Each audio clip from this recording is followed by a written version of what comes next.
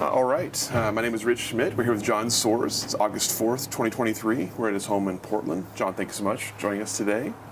My pleasure. First question, as you know, is why wine?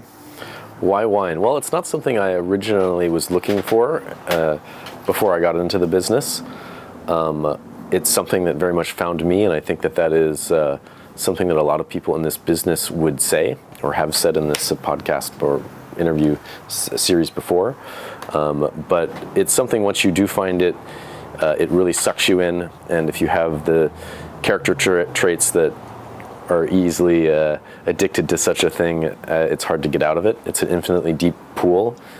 You can always learn more, and as humans, we like to pursue education, I think, as much as possible, and it allows you to always do that while you're working, and it's a beautiful community to be in. If you're into food and wine, specifically, I guess I mean food, you get to live the good life, and there's nothing wrong with that. So I have no complaints and enjoy what I do, and that's the most important thing.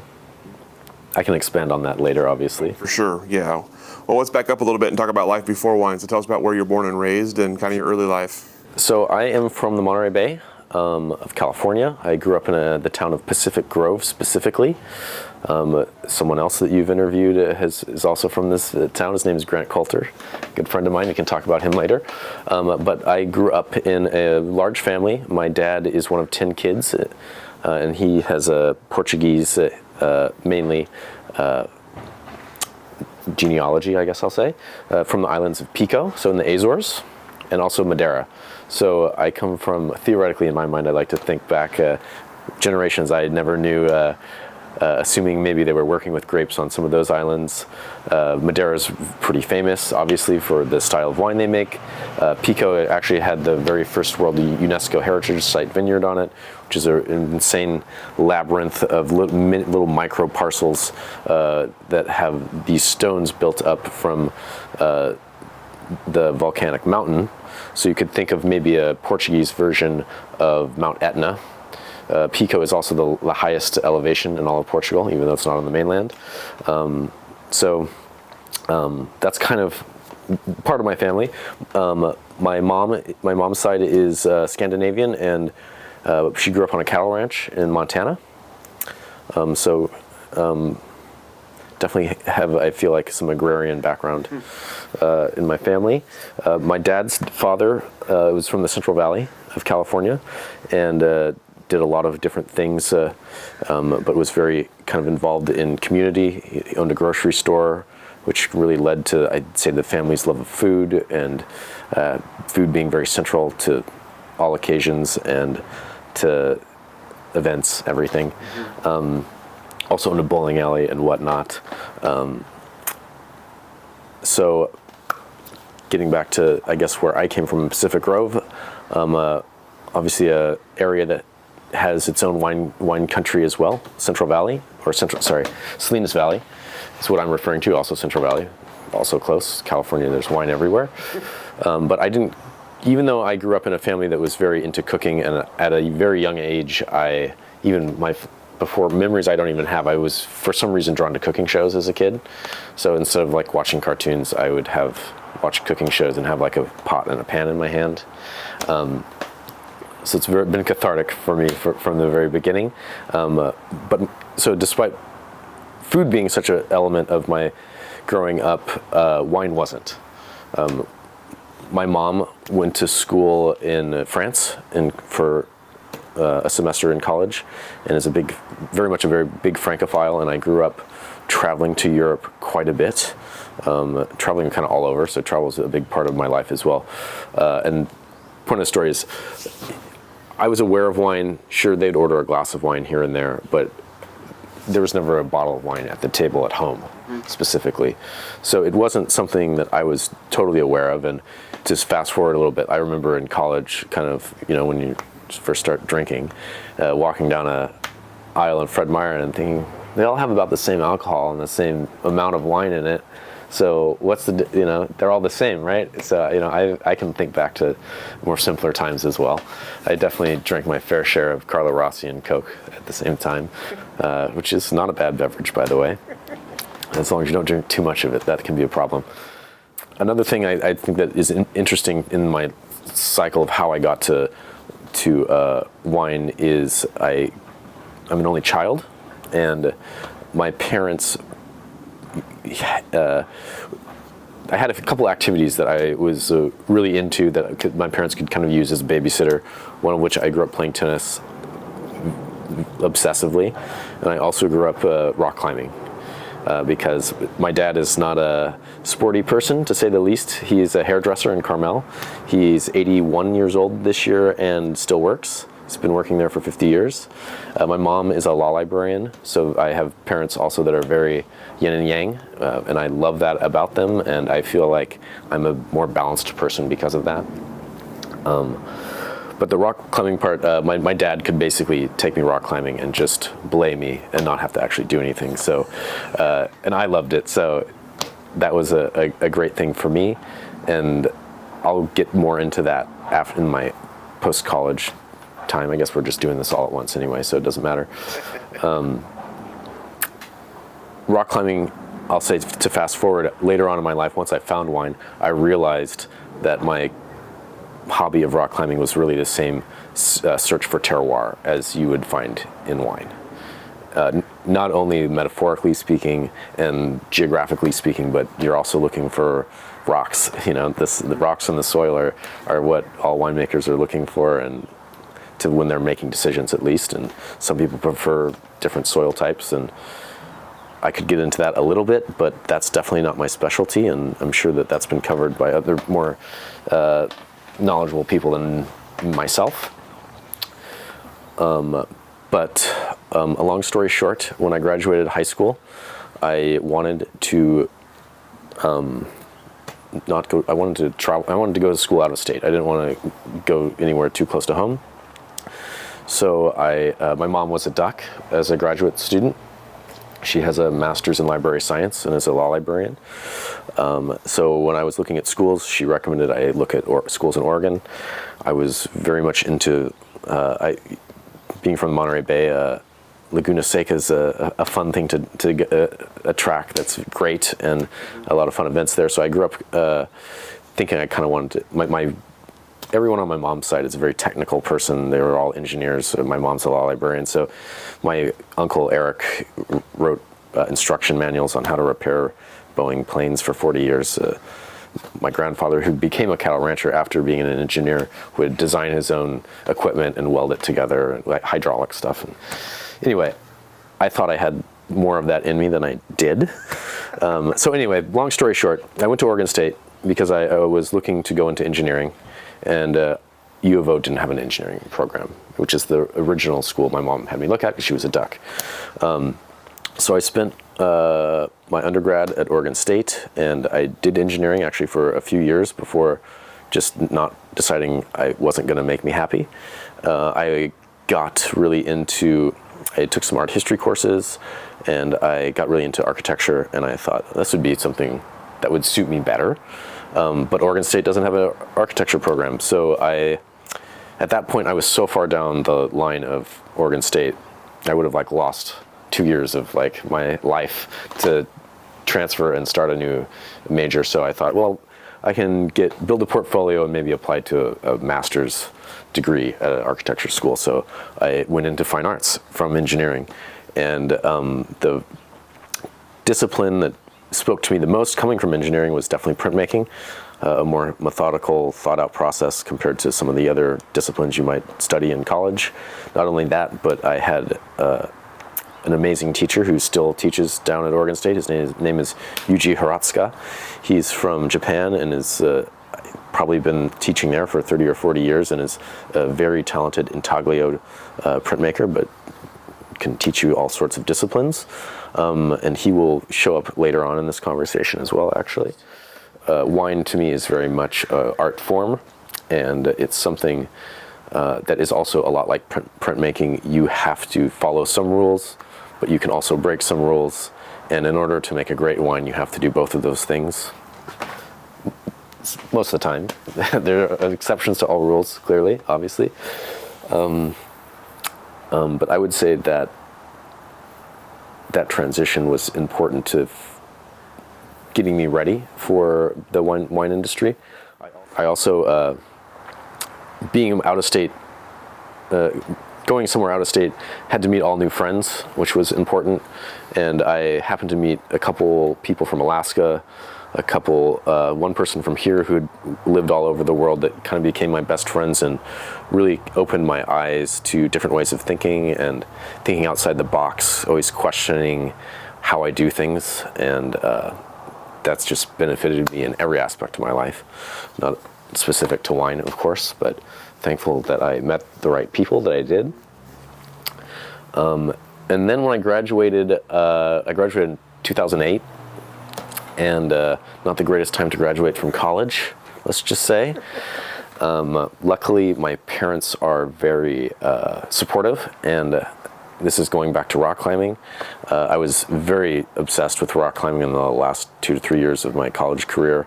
I was part of the Oregon Mountain Club, go to Bend all the time, which is a world-class destination. Everyone has a climbing gym in college now, but maybe it was a little less common back then. Climbing is a whole other topic, how it's blown up in the last 10, 15 years, especially in the last few years with the release of Alex Honnold's movie, Yosemite, is astounding, and it's every car ad you see, there's someone rock climbing in it. Even as short ago as 15 years ago, it was pretty obscure, and then when I was growing up, it was beyond obscure. So I'm happy to see where it's how it's come into basically being a mainstream in the social zeitgeist of American culture, worldwide culture, honestly. But so anyway, when I graduated, I was really obsessed with rock climbing. I had a couple great climbing partners, and I basically was able to travel around and live in a van for almost 2 years of my life. I've driven to Alaska, I've driven to Utah, Montana, Idaho, Nevada, California, Squamish, you name it, in search of terroir. And those were some great years, and it made me really let me think about myself, what I wanted to do plenty. Maybe not what I was wanting to do, because I was basically a bum and doing nothing. But at least it cleared the slate, gave me a blank slate to prepare myself to find. Luckily, I found what my passion. So I was living in Terrebonne, Oregon, for I'll say about 6 plus months. A friend of mine had rented a house there, and we went. There's another conversation. Smith Rock. I mean, back in the day, you could park at Smith Rock like all the time. It's like the normal parking lot wasn't full, let alone the expansion and then this and the road. So it's crazy what that's become. But anyway, climbed every day at Smith Rock when no one was there with my friend for a long time. Long story short, again, I'm going to say that so many times in this interview. I was actually in Portland one day, and I was driving back to Terrebonne from Portland, and I fell asleep at the wheel in just outside of Sandy, and I woke up on the side of the road, like driving on the grass next to the road. I was like, that's not good. So I went to pull onto the road, and there's a little lip there where the asphalt begins. And I had a 91 Toyota Camry that I loved that car. If it was still here, I would be driving that car. But it had seen a lot of road use in my rock climbing days, and I had been told I needed to change my rear struts forever.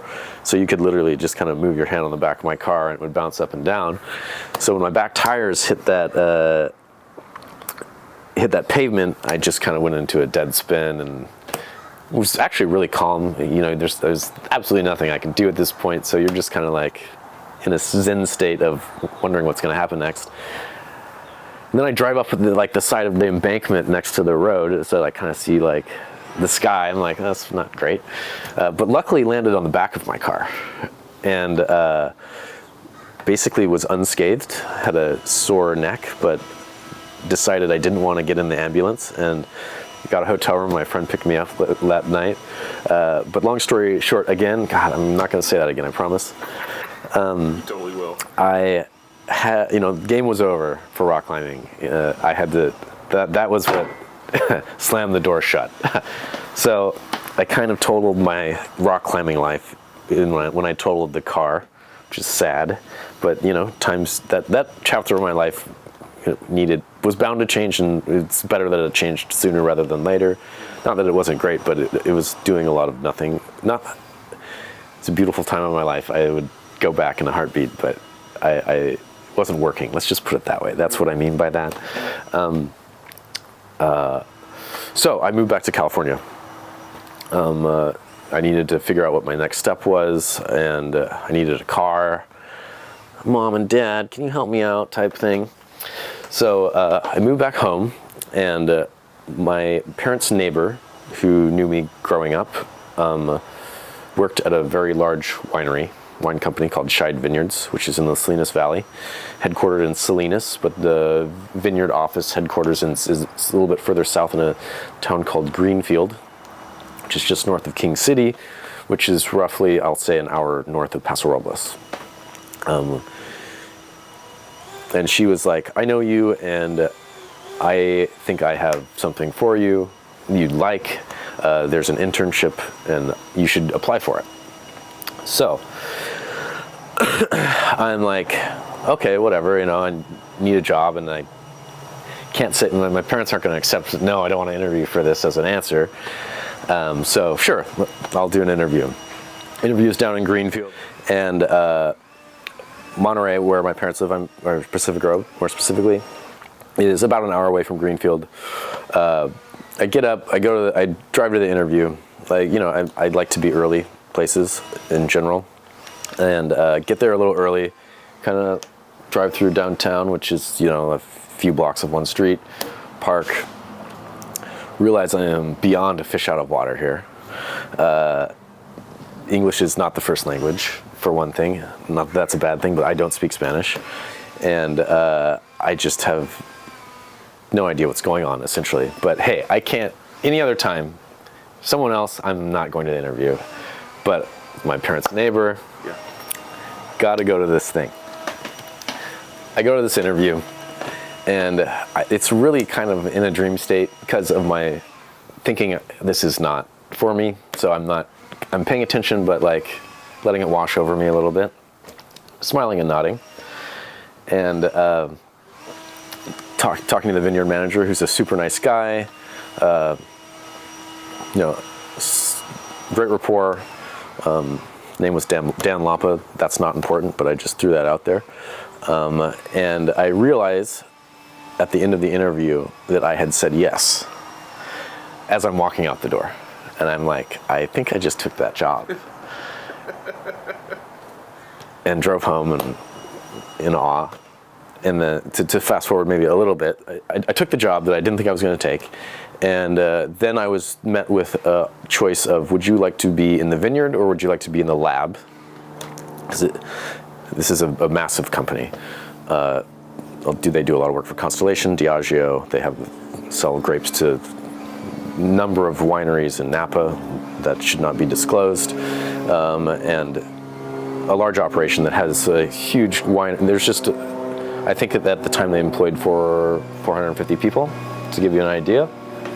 Then that's not including the crews. That's winery, office, XYZ. Or that's probably actually is including the year-round crew members, not the seasonal crew members. Anyway, I obviously coming from living in my basically 18 hours a day outside, I chose the vineyard, and they gave me keys to a truck, which they should or should not have done. I didn't do anything bad to the truck, actually. I only got it stuck a couple times as well. And they gave me the two-wheel drive truck, so I don't take responsibility for getting stuck in mud. But I should mention a funny story at the end of my show. I'll remember it. So at the time, Scheid Vineyards farmed 5,800 acres, which is the majority of what is planted in the Willamette Valley. We were spread across a number of different ranches that ranged from a little town called Piscinus, which is very, very close, essentially the same terroir, well, not the same terroir, but essentially the same place as Calera, very famous winery in California, all the way down to a place called Hames Valley, which is just north of Paso Robles, and kind of everything in between. So you're talking King City, Greenfield, Gonzales, that area. So my job was basically to be a liaison between the different ranch managers at the different locations and the head ranch manager, which was in an office in Greenfield.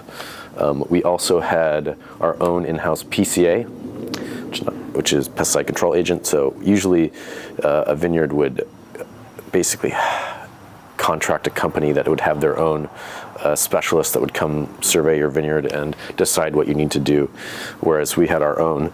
And I ended up really working a lot for him, mainly. My stupid little gopher jobs don't really matter as far as what I did at Scheid, but it gave me a perspective on what was happening in the vineyard.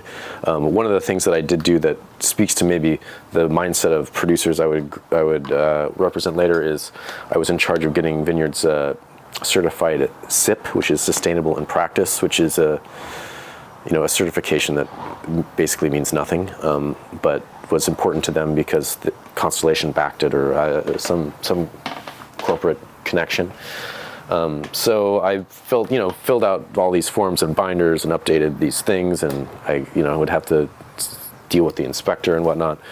I did everything from that to like bird control, where I was like testing shotguns and stuff. During harvest, I was in charge of trucking.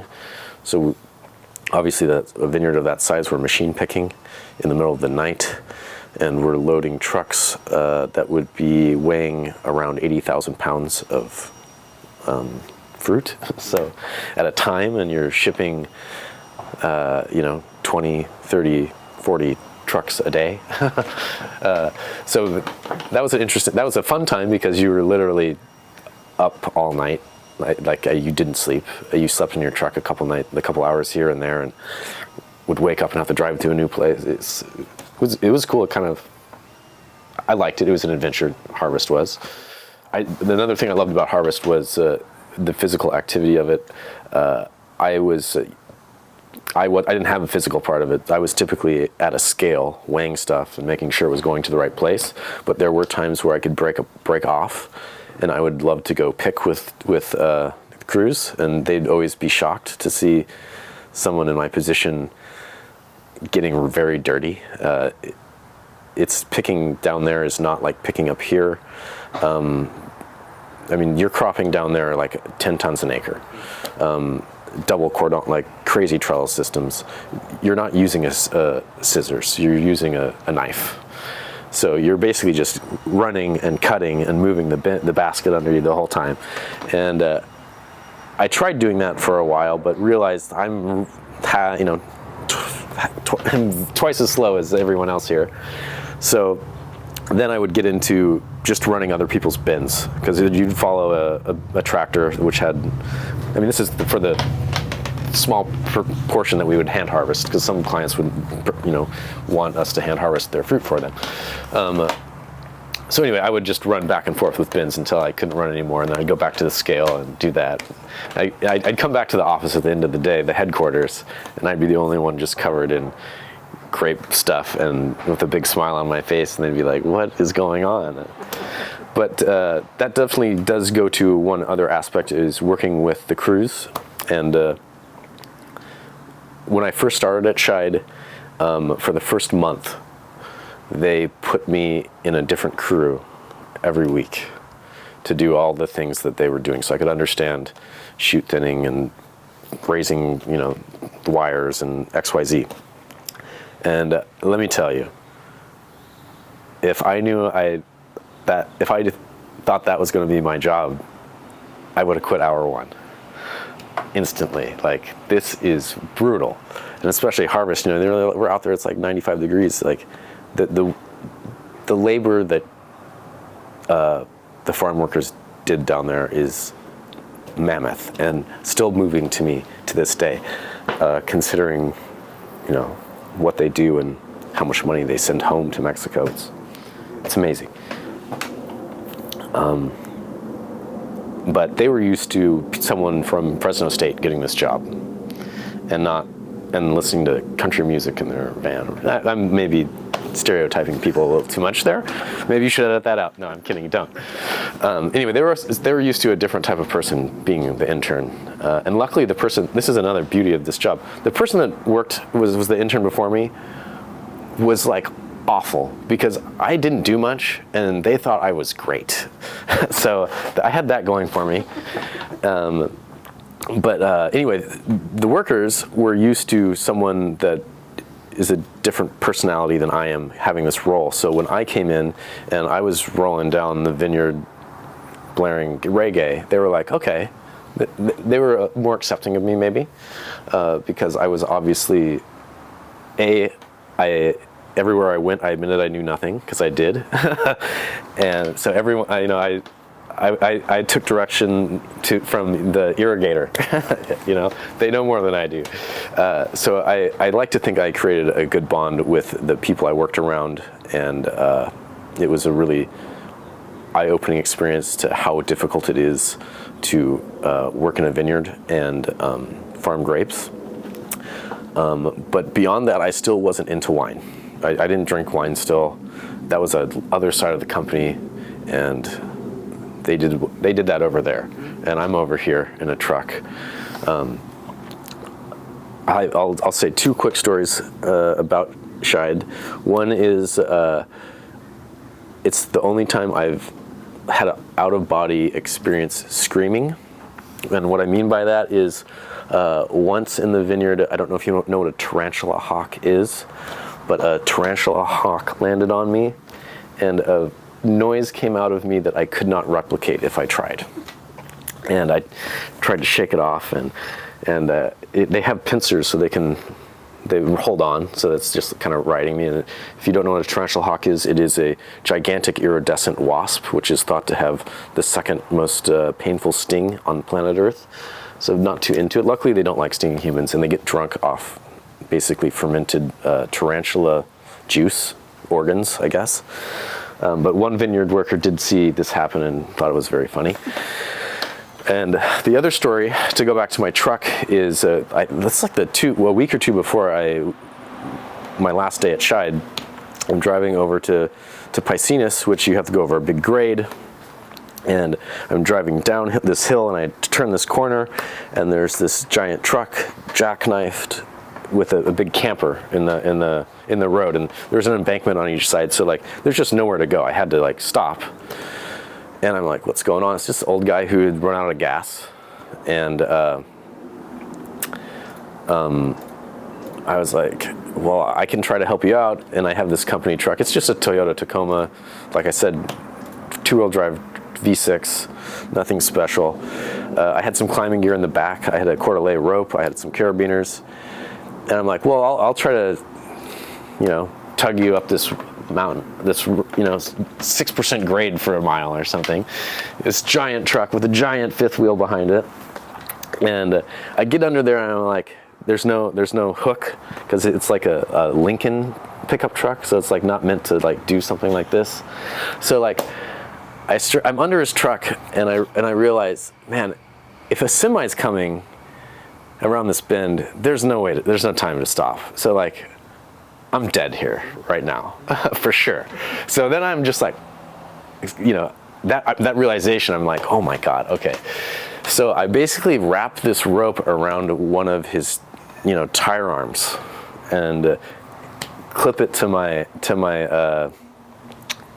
hitch, my ball hitch, and get in my truck and just put it in drive and pedal to the metal, redlining this truck going 5 miles an hour up this hill, like thinking I'm gonna blow up this engine and just walk off the job. It's gonna be awesome. Like, like how's this for last week? Yeah, blew up my engine trying to help this guy over in Piscinus. Somehow, this Cordelay, this piece of probably 6 millimeter climbing rope, held because it had been in the back of my truck for 2 years. So my use-all rope had been in the sun, been like in a bucket of water for months. Like, the guy when we got out was like, I can't believe that held, and I was like, me too. Anyway, sadly, he had run out of gas, and he was like, oh, can you go into, I feel bad, so this is the feel bad part of the story, because he's like, can you like go into, I'll pay you, can you go into town and get me some gas? And I was like, man, I'm on the company, I'm working right now, like, sorry, like, I also like got him like right next to a fire, like a Forest Service firefighting outpost where there's a helicopter, it's like, just walk over there. They have to have gas over there, right? So I go down. So I go about my work for the rest of the day down at the vineyard, and I drive back. At the vineyard, we have gas cans. We have our own gas tank and everything. I could have got him gas, but I thought he would have been taken care of. But anyway, at the end of the day, I'm driving back, and he's still stuck there on the side of the road. And I thought, man, I should have just filled up a gas tank. If I showed up with the gas can, I would have been a hero.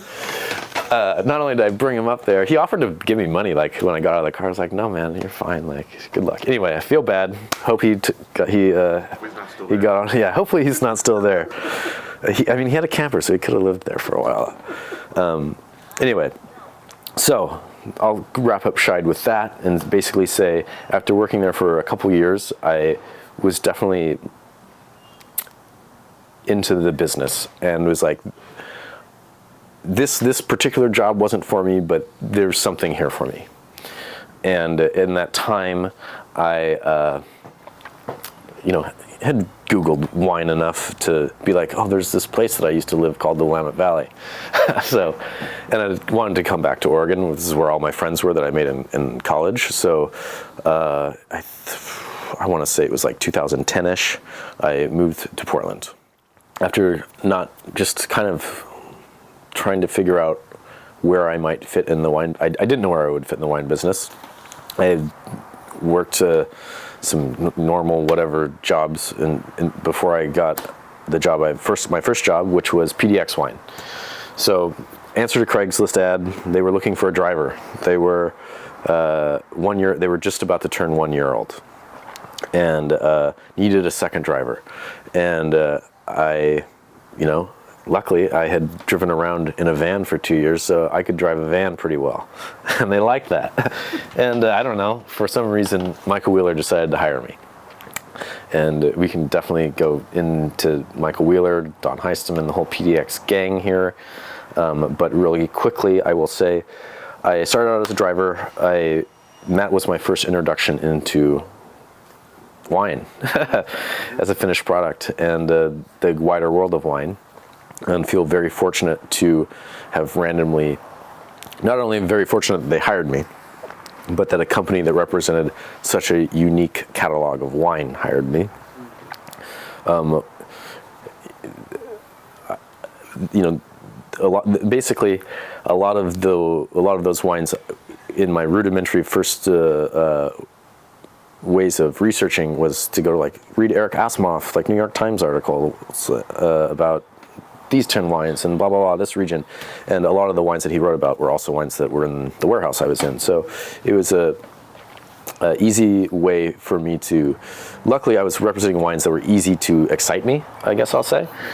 So after really, I don't know how long, a year or two of self-education, they entrusted me with a sales rep position.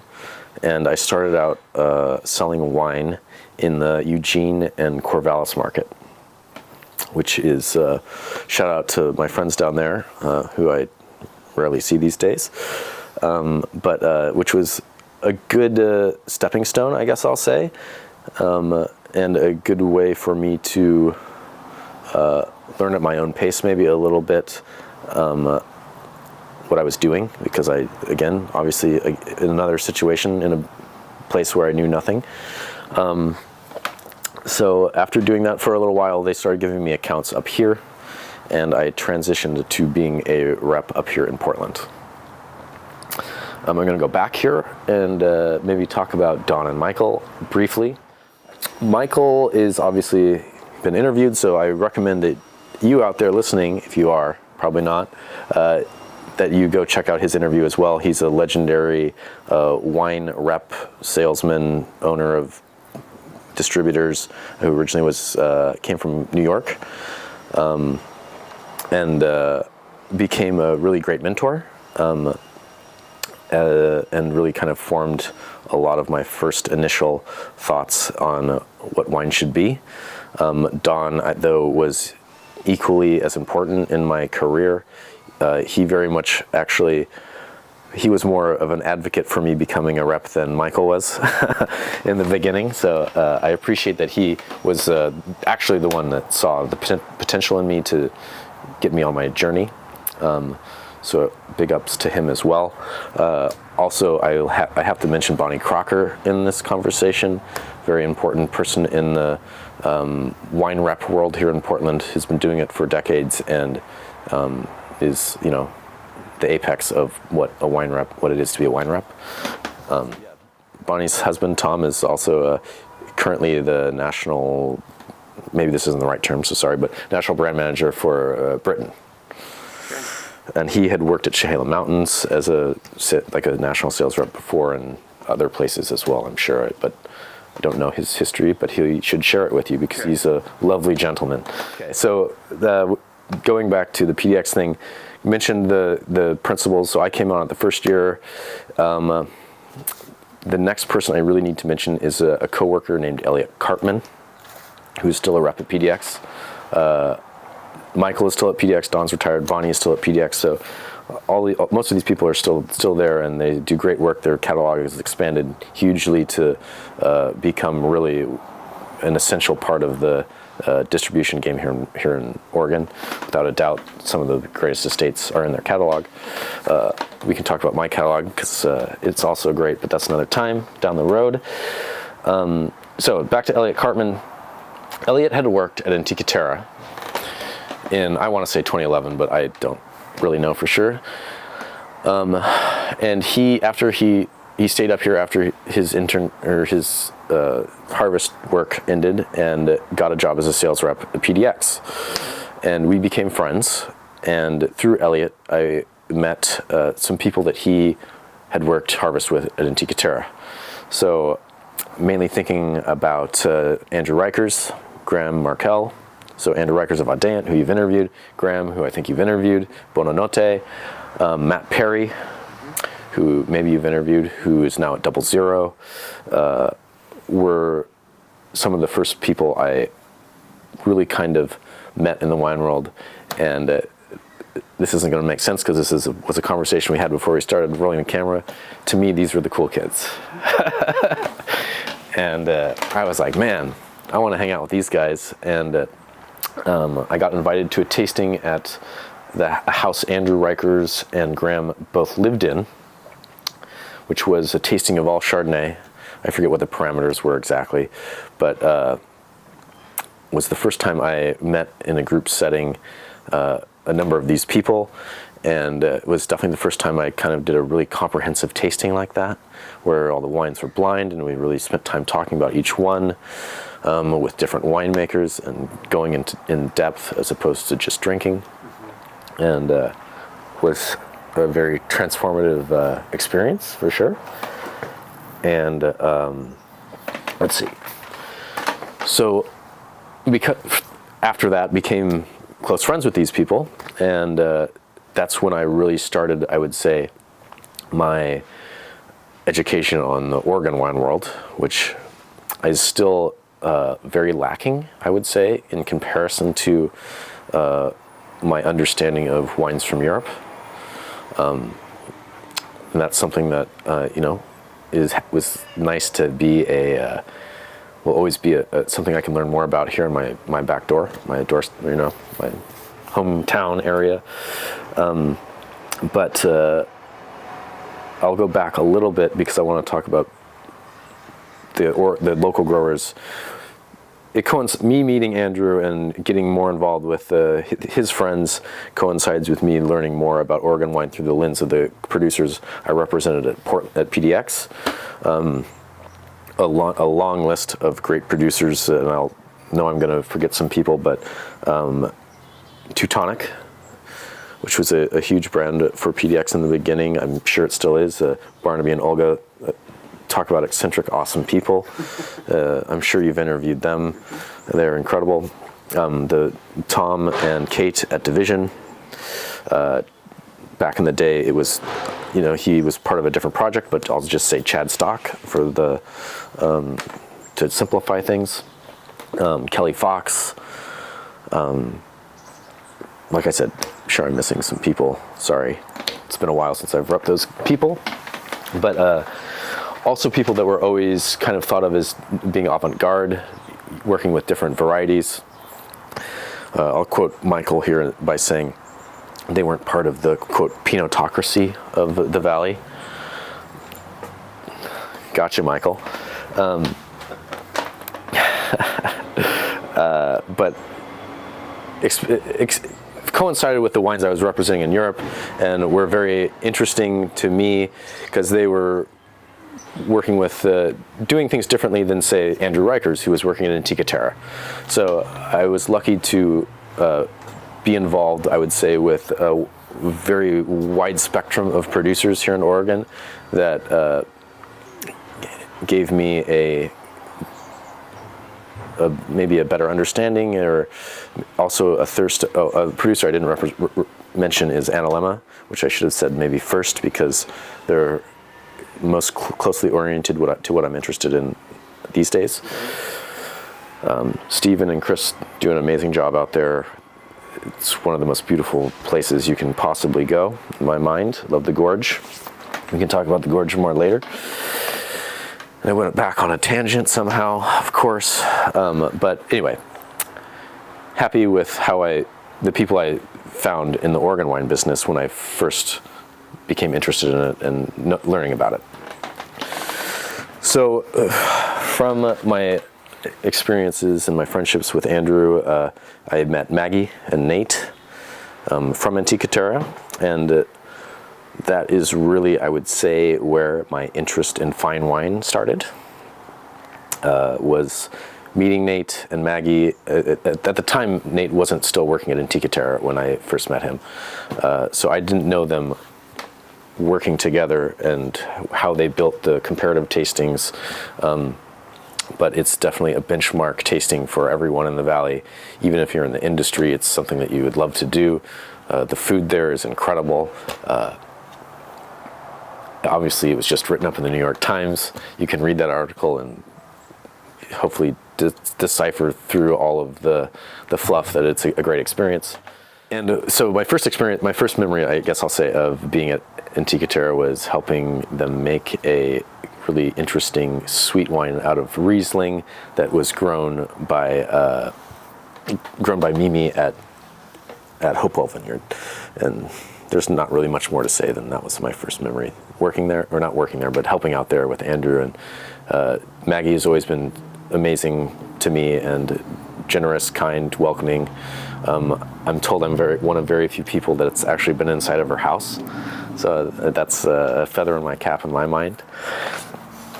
I just went there to pick up a press with Graham once and got offered some, I think it was Beyond de Santi or some wine, and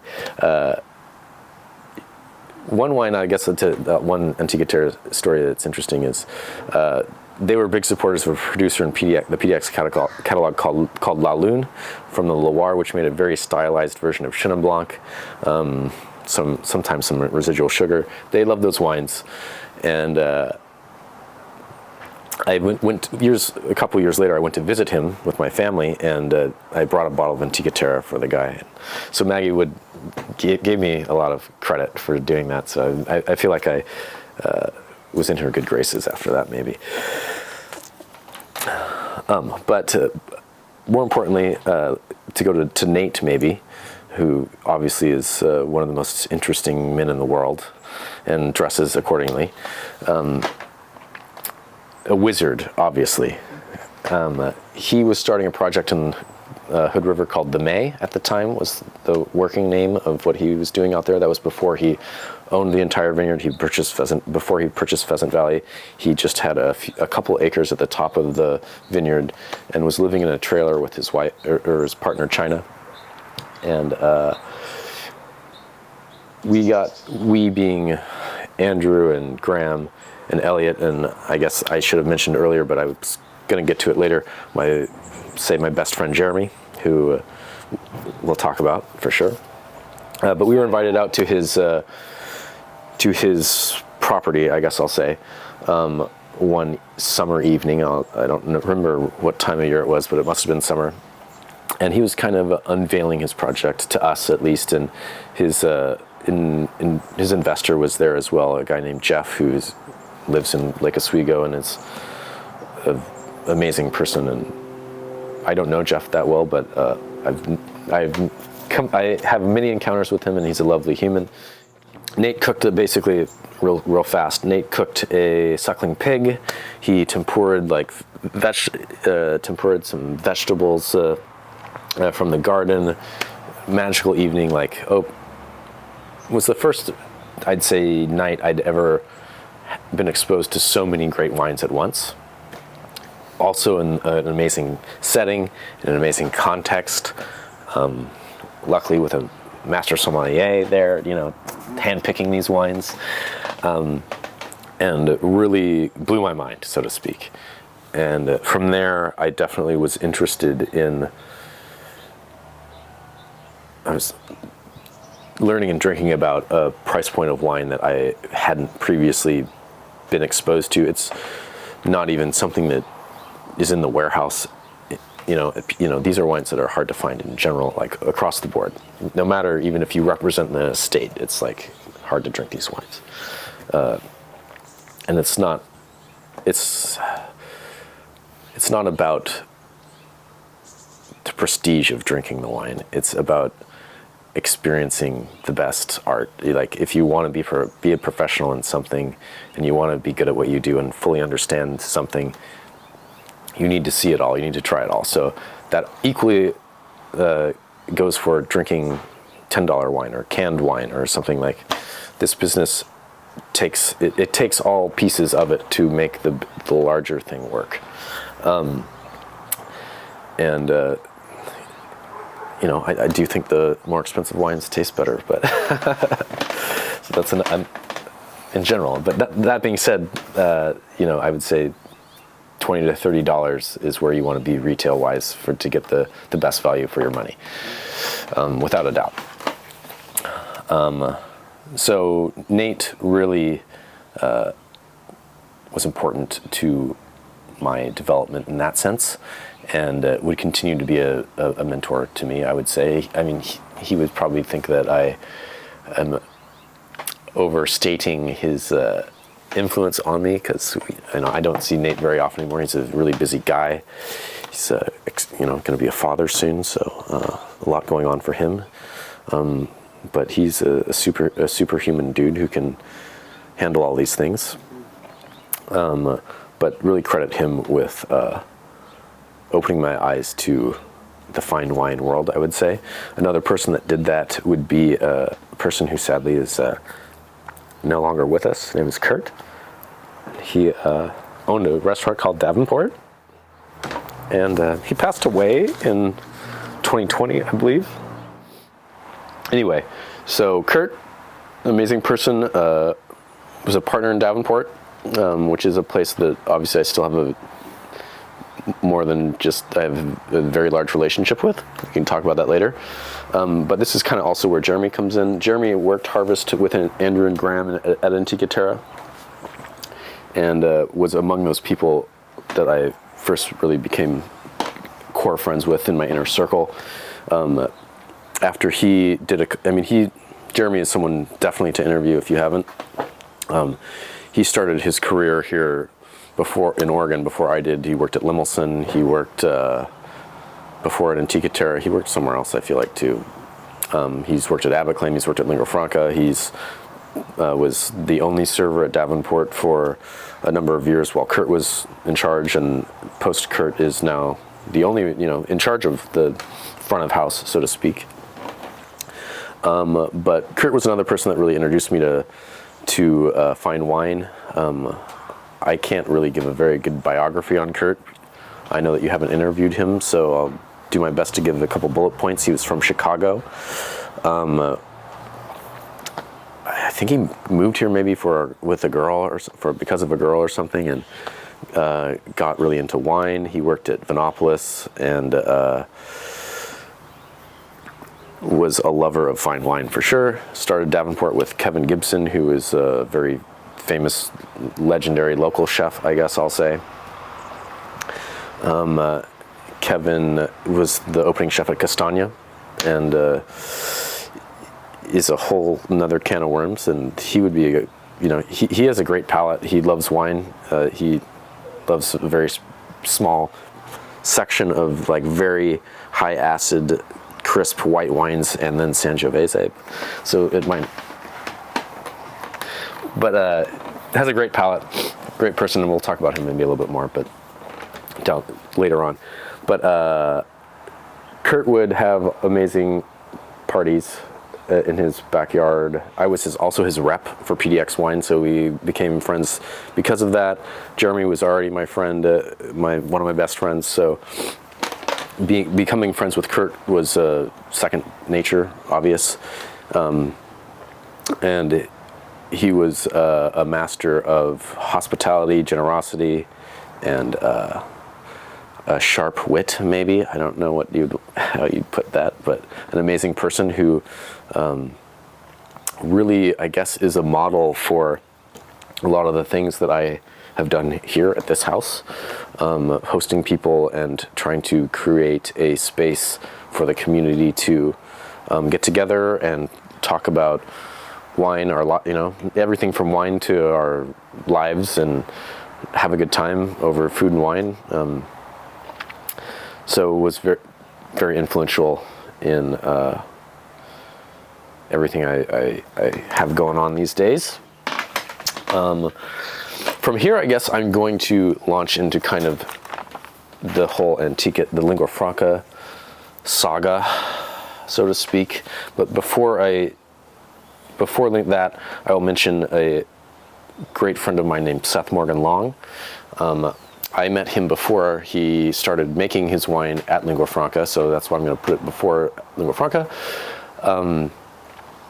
I met Seth because this is when I was trying to figure out Burgundy and, figure out more about these wines that I was being exposed to, and Seth was selling them, still is. So, it's a whole can of worms that he can talk about if he wants. But I was trying to buy wine from Seth, and that's how I came to become friends with Seth. I was a customer of his in the beginning, and through our equal passion and we all knew the same people, and we were all trying to drink the same wine, became very close with him, still one of my best friends, and another person that has helped me figure out the wine world, not only here in Oregon with Chardonnay, but also with the wines that he likes to drink, and he has a passion for, I guess I'll say. So, Lingua Franca 2015 was starting out, and this is when Andrew Reichers, my friend, had decided to move on from Lingua Franca, move on from Antigua Terra, and he was going to make his first wines under his new label, which is called Audant, there, and Seth was going to do that as well. And I think I had met Thomas before, once or twice, but I'll never forget Harvest 2015. There were no doors on the facility, it wasn't finished, and I went to see what my friends were doing, and Thomas the teddy bear, maybe, came up to me and was like, I want to show you around, I want to explain you what we're doing. And my love of France, the wines I represented, and food, Thomas and I became fast friends, and still a huge mentor to me and best friend, obviously, part of my inner circle.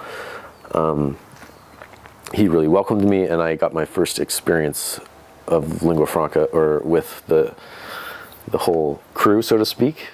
I also was already friends with Matt and Kim who I mentioned earlier, Matt from Double Zero, Kim from Lingua Franca still. The other two people that were making, or the other people that were making wine there was another Frenchman named Alban, who has a room dedicated to him in my house even, which you can talk about later. So Lingua Franca, I think, was the second opportunity I had to meet another group of quote-unquote cool kids. And basically I was working at PDX, but during harvest I would spend every free moment I had on my down there helping out, trying to see how the product I was selling was being made, and knowing I was witnessing it witnessing it happen by very talented people. And that's really where the kernel of interest to learn more about winemaking started. You can't mention Lingua Franca without mentioning a person named Larry Stone, who is another person that is going to be, influential in anyone's life, probably, not only because of his knowledge, but because of his love of storytelling, is maybe one way of putting it. If you're to a tangent to fast forward, I did end up actually working for Lingua Franca for a year in 2021, and Thomas and Kim had given Larry, I think, a 2-hour time slot in the morning to the beginning of harvest to go up to the vineyard and discuss what Lingua Franca was all about, how it began. And at the end of 2 hours, we hadn't even gotten through him being in high school. And Kim and Tom were like, "Sorry, Larry, time's up." He's like, "What? I haven't talked about anything yet." So anyway, he is an amazing, infinitely deep well of knowledge about all things food and wine. He is a steel trap for a memory and seems to have boundless energy. I don't know how he travels as much as he does, but kudos to him. And Larry has also been someone that has always given me more credit than I deserve, and I mean that in the sense that he talks to everyone the same. He's a genuine person and super open and inviting. Through Larry, I met another person there named Josh Ladika, who still works there with Thomas and would be a great person to interview. Josh is from Michigan originally, but went to school, hospitality school in Chicago, and after that worked with Larry at Charlie Trotter.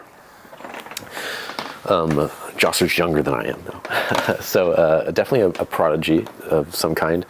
And after him working in Chicago at Charlie Trotter, he went to the Bahamas and worked there. I'm not even going to try to get into that. I don't know that story well enough, but it would be interesting. I'd listen to that podcast for sure. And then when Larry was starting Lingua Franca, he contacted Josh and about being his first, basically, national sales manager. So Josh moved from the Bahamas to Oregon, and Josh is now one of my best friends for sure.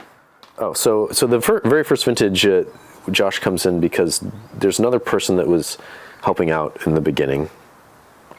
And his name was Junichi.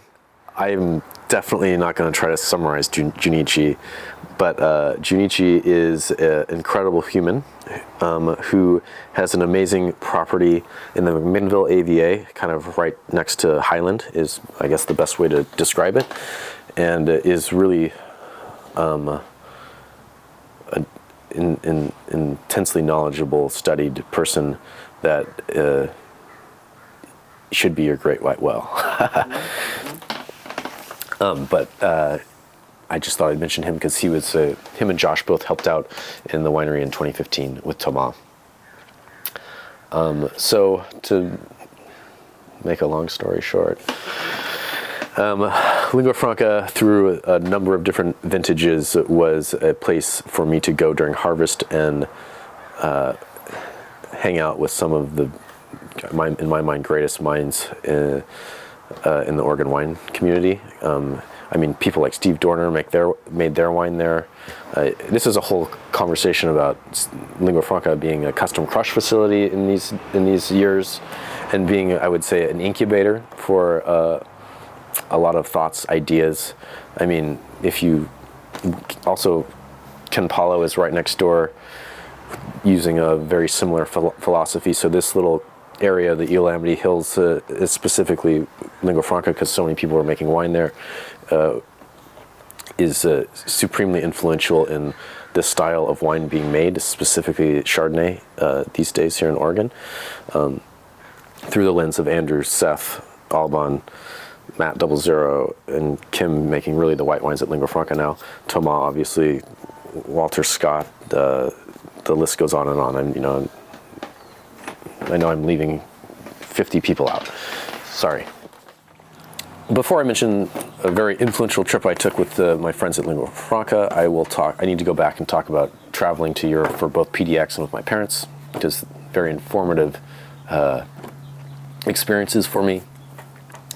While I was working at PDX, I think the first trip I went on for wine specifically to Europe was a trip I went on with my parents to the Loire Valley, where I basically, through my company, was able to set up a number of awesome appointments at different producers, such as the La Lune, which I mentioned earlier, bringing a bottle of Antigua Terra to him. And it was really my first taste of the whole travel. Travel's always been a big thing. I think that we've covered that in the sense of, traveling as a kid, traveling for rock climbing. I love to travel. I love to see new things and new cultures, new foods specifically, and now in the wine business, new wines.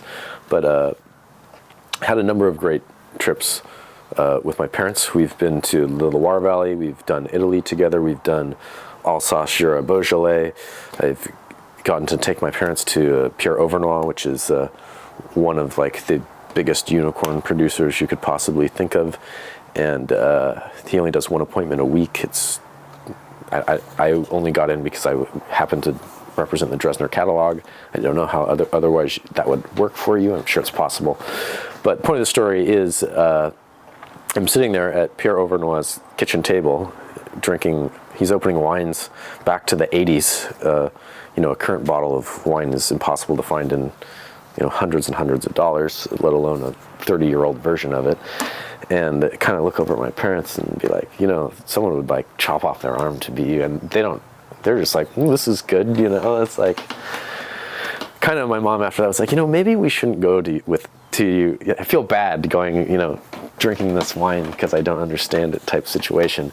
But in general, they've been excellent travel partners and have let me do the itinerary and are just happy to go wherever I might take them. So I really appreciate that. But I've also been on a couple great importer trips for PDX, one being also to the Loire with Dresdner and Louis Dresdner, which is at the beginning of the PDX world, was really the cornerstone of the catalog and really the ethos that we were forming all of their things around, I would say. And they do a pretty legendary sales trip, I guess I'll say, every year. I very much felt lucky to go the year I went because we got to go to a number of different terroirs, regions. We started out in the Rhone with Eric Texier, and which, to get into my own personal taste in wine, Soares probably where my biggest love is for red wine, Northern Rhone. At the time, Texier was definitely a hero, and still love the wines. I wish I drank more of them these days. From there we went to Beaujolais, and another region that was, I feel like Beaujolais is influential in every wine person's life at some point in their career. Not only is it a joyous, easy to drink wine, but there's, an interesting way to ferment. There's carbonic macerations, fun to talk about. The price point's good. There's a lot been written about it. There's famous producers, the Kermit Lynch Gang of Four thing. It's all five, whatever, is there. So on this trip with Dresner, went to Beaujolais next, and then really went to the Loire again, which I had already been with my parents, so I had already had an interesting primer, and it was fun to go back and re-witness that with a group of wine professionals as opposed to your parents. I don't speak French. Luckily, my mom does, so she's a good translator, but it's nice to be with a group of wine professionals that are better at asking questions than I am, especially at this point in my career. Traveling with my parents, this is like pre-lingua franca, I didn't know what questions to ask. I had an excellent time, and got to drink the wines and was able to contextualize where they're from, and it was totally a learning experience, but not as much as it could have been if I had known better questions to ask, essentially. So I guess this first trip with Dresner was when I was like, oh man, there's a lot more I should be extracting from people when I'm visiting them. And an amazing trip. At the end of my career at PDX, I went to Greece with a person named Dionysi, who is part of a company called DNS Wines, and was really a transformative trip. But I think that I should talk about that after the lingua franca trip. So we'll kind of go back to where I went off on this huge tangent, and talk about going to Burgundy for the first time with Seth, Andrew, Thomas, and Dan and Teal, who are the two investors, the two people that own Audant, I should say. Lovely people. So I was lucky enough to go on a trip that Thomas curated in Burgundy. It was obviously I've been drinking these wines, the entry level wines already. Maybe a Premier Cru here and there.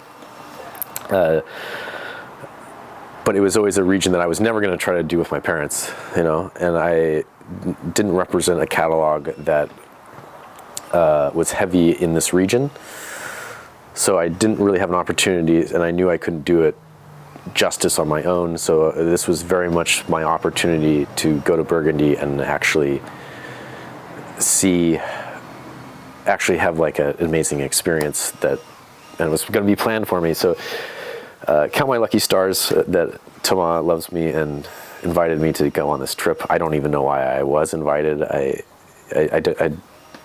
in hindsight, it didn't really make sense for me to go, maybe, honestly, to have one of these coveted seats, but my life, as you have been listening to, you can tell I lead a very lucky life, and seem to be in the right place at the right time, and that is, I don't thank myself for that, just thank my stars. So this is 2018, went to Burgundy, we rented one of Dominique Lafond's, he owns like a Chateau de Bligny, like a, courtyard walled, basically old castle, and a wing of it was turned into basically a Airbnb by his wife. So we had like a pretty palatial space for a week where we basically traveled around and visited the who's who of producers, such as DRC, Dujac, Rouleau, PYCM, Lafon, Lafarge, Bruno Claire, etc. And you can't have a more eye-opening experience than that, I don't think.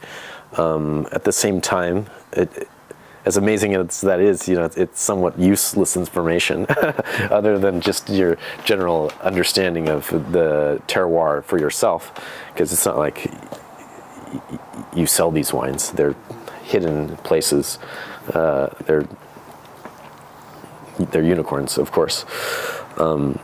But really, wowed me and made me fall in love with Burgundy in a way that I hadn't been already.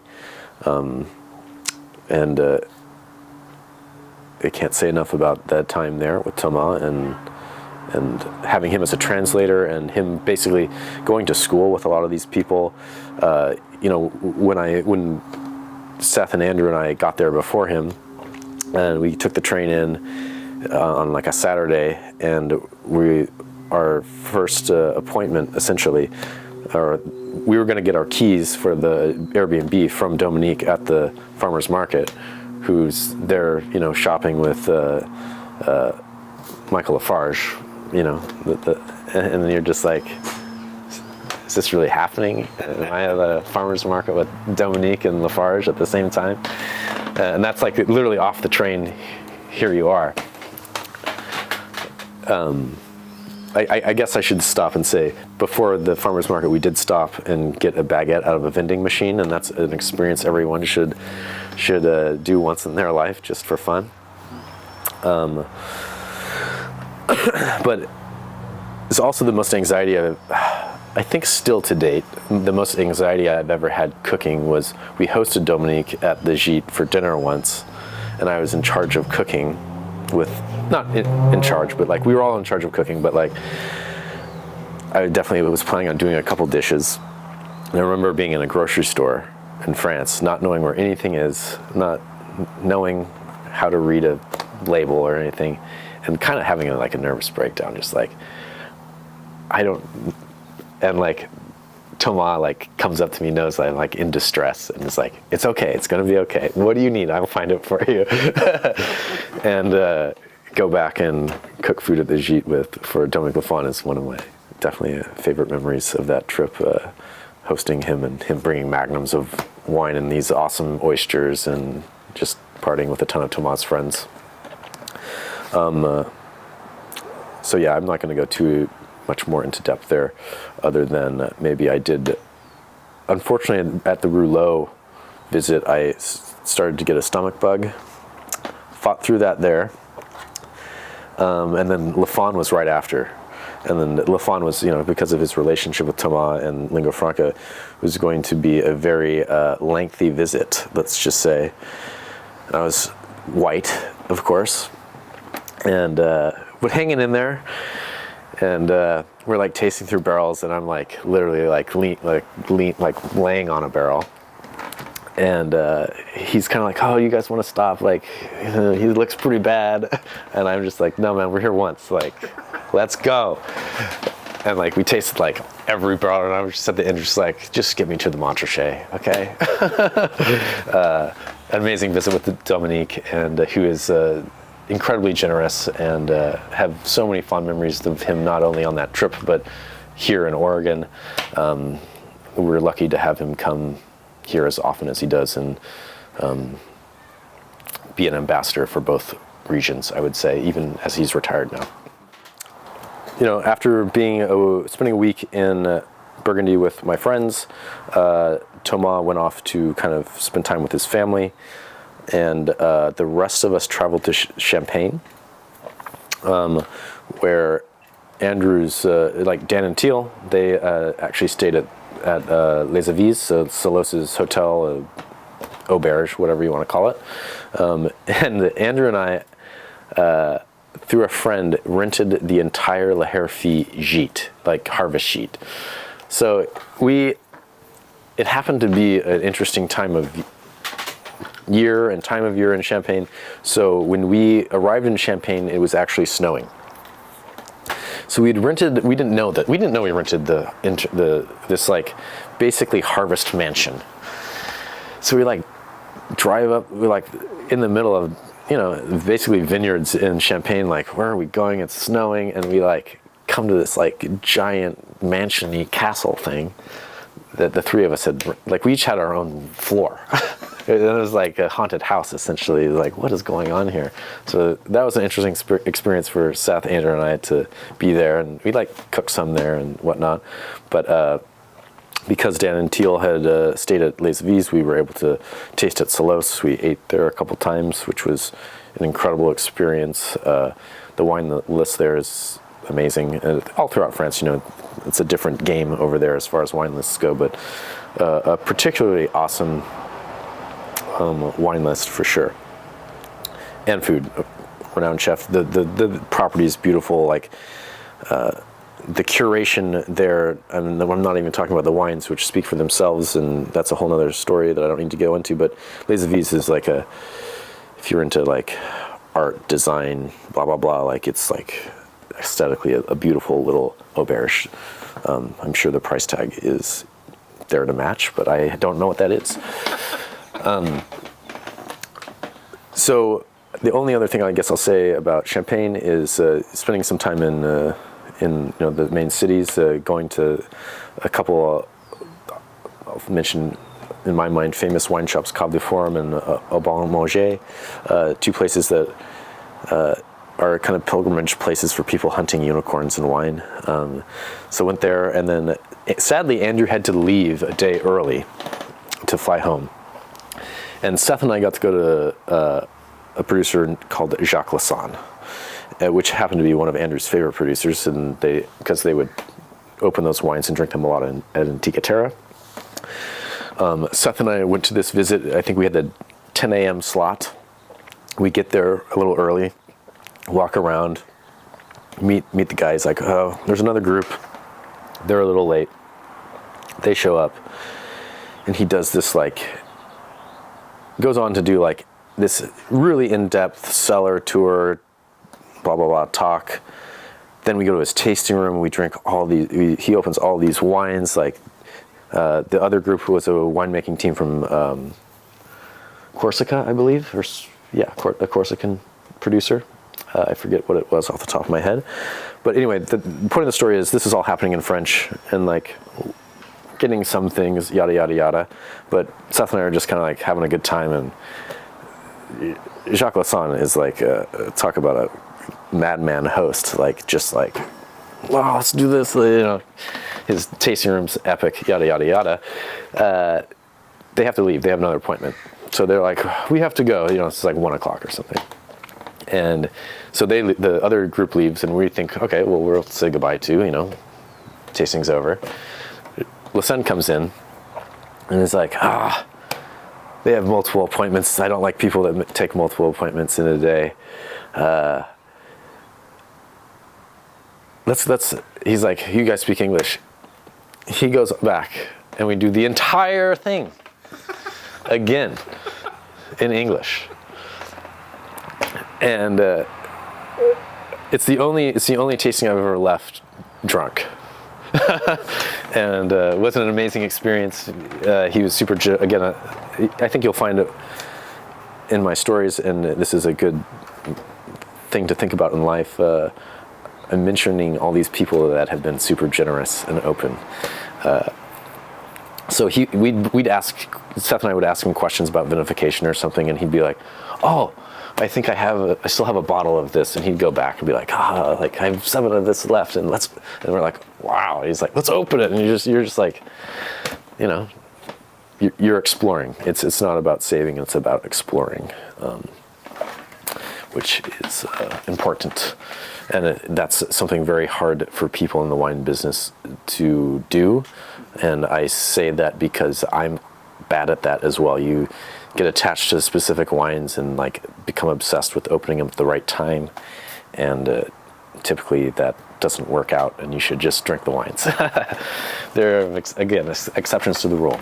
Aging wine is a beautiful thing, but make sure things aren't too precious, I guess, is the point. So that basically, and then we spent some time in Paris on that trip, which was also awesome. I mentioned one other, Paris is an amazing place. Go there. You could spend 8 lifetimes there and still have things to discover, not only in food and wine, but culture, art, XYZ. That can be said about all of Europe, which is very fascinating. But about 2 months after I got back from the trip to Burgundy, I got sent to Greece for PDX wine.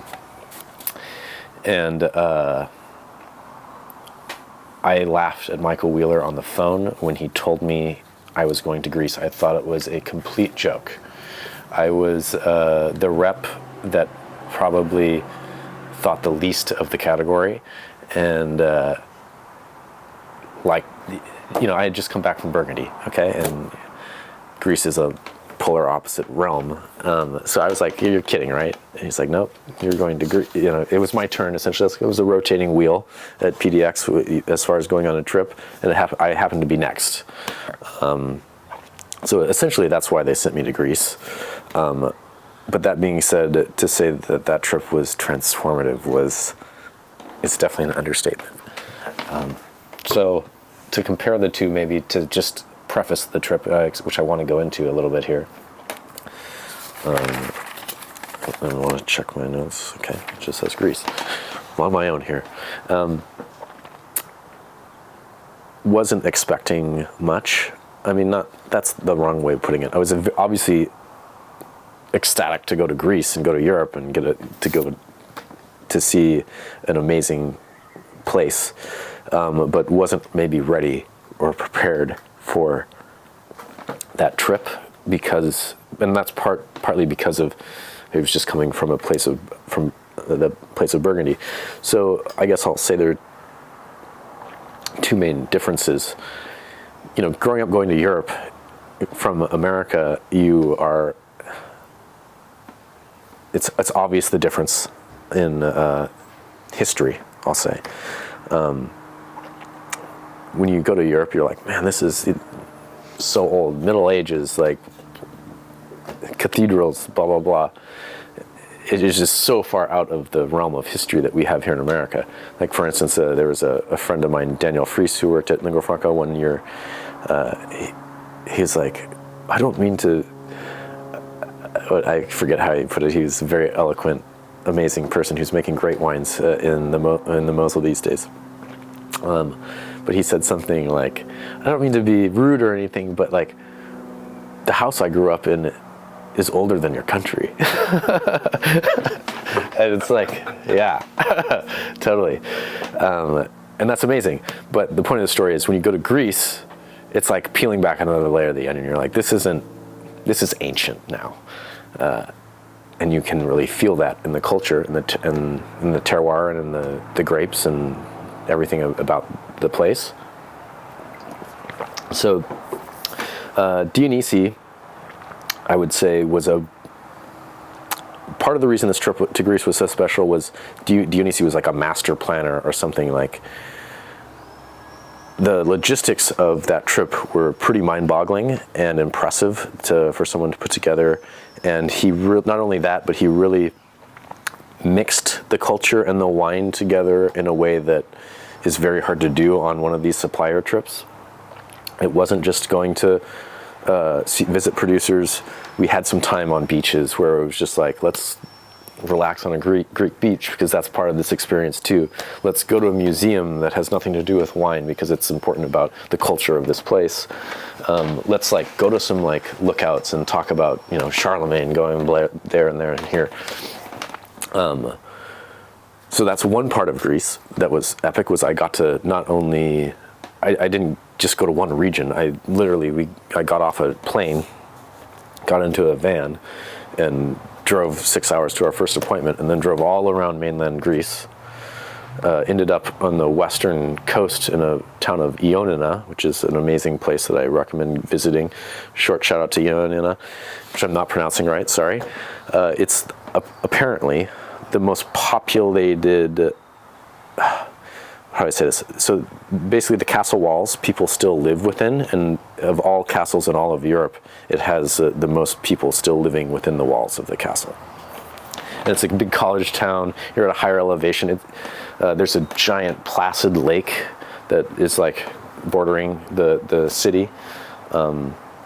And it's actually, this western part of Greece is also kind of the forested part of Greece. So maybe the most like Oregon of all of Greece. So from there, we got on a plane and we flew to our first island, which was Kefalonia, which is like an incredible island in and of itself. And then flew to Athens, and then got on ferries and went to 3 other islands. One being, I'll say, Tinos, which was an incredible visit, like really spiritual, powerful. Visited a producer there called Calathas, who is a French Frenchman named Jerome Benda, who was like an art dealer, but when he was in his 20s, like was basically, as he says it, like a Greek island bum, and fell in love with Greece. So kind of like retired and purchased this basically property on the backside of this no-name island, like. Going back to the rock climbing here too, like insane granitic boulders, like you're kind of off-roading to get to this site, very rustic, let's just say.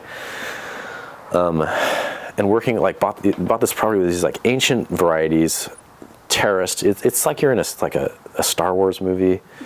Here you're like you're like up on this hill, like with these little like ancient stone oval huts that I don't know, like people are like, herders maybe. I forget. There's a story about the huts that I can't remember.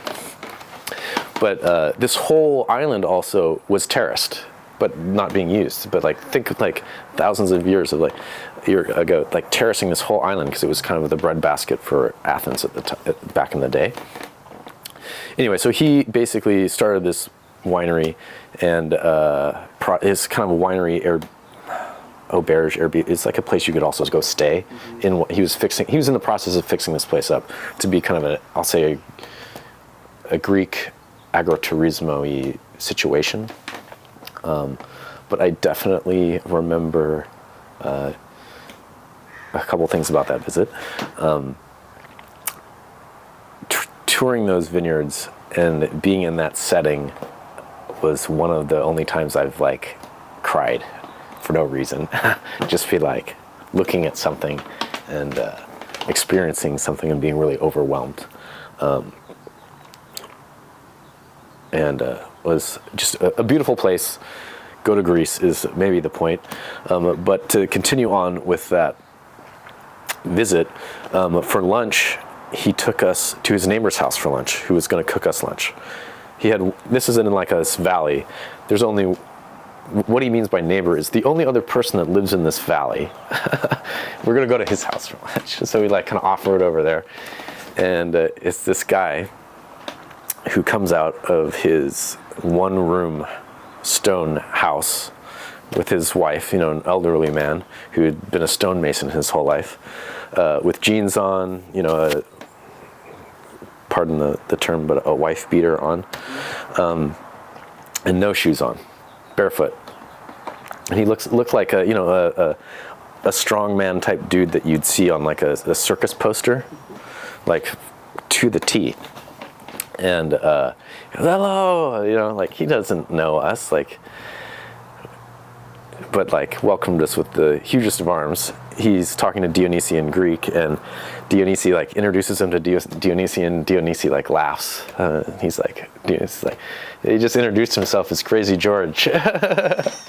So we have lunch in his one-room house that he's set up a number of tables in the middle of. It's built around one giant stone so that rock would be the insulation essentially for the house. There's a room. I guess there's a bedroom somewhere.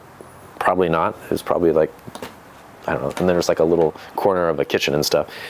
He has another little stone outhouse, not bathroom, but stone house where there's a big stone oven that he's cooking this lamb in. And we have what is easily one of the most unforgettable meals I've ever had. The food was great, but I'm not talking about that. I'm talking about the experience of being somewhere where no tourist could go, and it was really special for me. I'm sitting there thinking about my family, and this is what they would have loved this one thing on this trip more than anything, to be in this real of an environment so far removed from any part of their normal life, to be in the most rustic of settings, having someone that you have no reason to know, hosting you in such a generous way. I just had even everyone on the tour was you had the biggest shit-eating grin on your face that whole time. And I did, man. I just wanted to be in that space forever. And I'm thinking to myself, man, as much as I'm loving this, picture this guy who's hosting us. If you told him when he was a kid that someday in your little hut, you're going to host a group of American wine people, like he would have, it made his day too, maybe more so. And definitely never forget that. To go back to his not wearing shoes part, someone broke a glass on the floor during this visit. And we're all like, George, watch out, broken glass, you're not wearing shoes. And he looks at us and just laughs. He gets up and he starts stomping on the broken glass with his bare feet and just sits back down. He's like, it's okay. And we're just like, this is like the type of like, this is a surreal experience. And then we had one guy on our trip named Brian, who sadly passed away recently. Definitely burned hot, let's just say. And he definitely liked to drink. And he mentioned, there's so many different terms for grappa, raki, palinka in Hungary. I'm forgetting the exact. Raki is used in Greece, but Cyprio, there we go. So he mentioned Cyprio to this guy. And he's like, you like Cyprio? And like gets up and leaves the room. Meanwhile, the winemaker who took us to this lunch is just like, F. This is not good.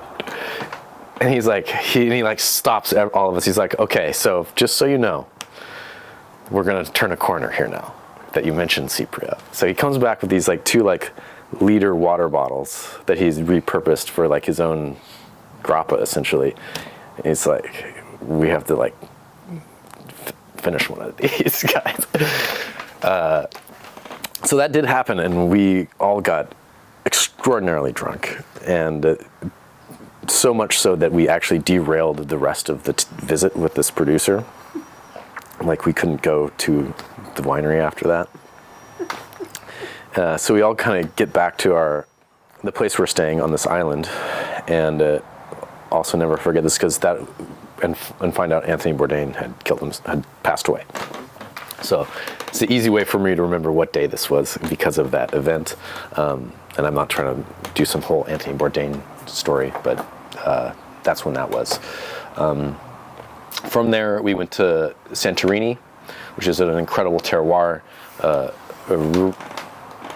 really interesting way that they, train their vines on the ground in a basket, because basically it doesn't rain there. So the only way that the vines get water is basically a weather event that the island occurs or creates by having the wind flow up from the sea and basically create fog at the top of the precipice, and then that rolls down the back of the hill, and that the volcanic soil, because ash is so good at absorbing liquid, absorbs a little bit of that fog, and that's what the vine is drinking the whole time. An incredible terroir. However, I hope I don't offend anyone by saying it was probably my least, even though it's like the most famous place to go in Greece, it's kind of like, if you're, it's the most touristy.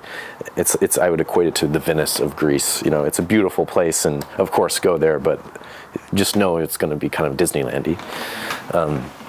So from there, we ended our trip in Crete, where we visited a producer called Economou. Definitely getting that name wrong.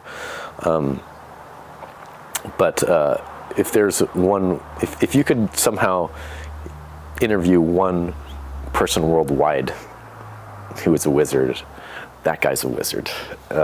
He not only is a certified nose, so like a perfumier, that's like exponentially more difficult than any kind of wine certification as far as your sense of smell goes.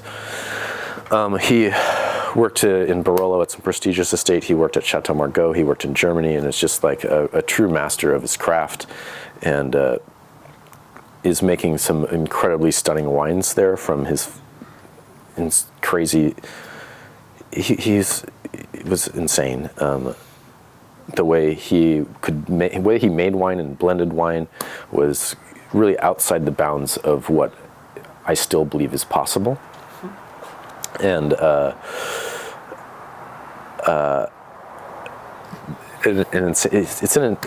having visits in Europe with a lot of producers, like you're going to end at like 2 a.m. or something, and they're not spring chickens. Like, I don't know how they do it. So basically at the end of this visit, which it's a whole podcast to talk about that. He's like, well, let's go. He had this big vinegar project. He had this whole other like garage warehouse where he had like a 15-year-old Solera vinegar, like thousands of liters of vinegar that he was a hoarder big time. Like he had all these little parcels that were his grandparents, and like on every one it was just like, you go into a shop where you'd typically find maybe a tractor or something, and you would find that, and then like 10 other vehicles, and then like all these like wires and like boxes of macaroni. And this is like, it's like food, like dried goods over here, and there's like farm equipment over here, and like a welded together car over here that apparently they all work, by the way. So we go to get some vinegar, and he like you said, I think he has like 50 working vehicles or something. It's like he's a mad tinkerer too. Dionisi said that when he first met him, he picked him up from the airport in two different cars that were welded together. He had a tank. He had an actual like a tractor, like not like a tractor tank. I know that they have those, but like an ancient one there. Anyway, so we go to this vinegar place, and most of the people, this is at 2 a.m, most of the people are in the van that we've rented, but I get in his truck with one other person, and we get to the gate, and it's locked, and I'm in the back seat, tiny back seat, and there's a bag at my feet, and he grabs this bag and he picks it up, and there has to be like 100, 200 keys in this bag, and he rummages around for like maybe 2 seconds and pulls out one keychain out of 100, buy a key, gets out and unlocks this gate, gets back and just unceremoniously throws it back in the bag and throws it in the back of the truck. And the person I'm with from the trip in the car, we look at each other, we're like, what? So that was the end of the trip to Greece, which really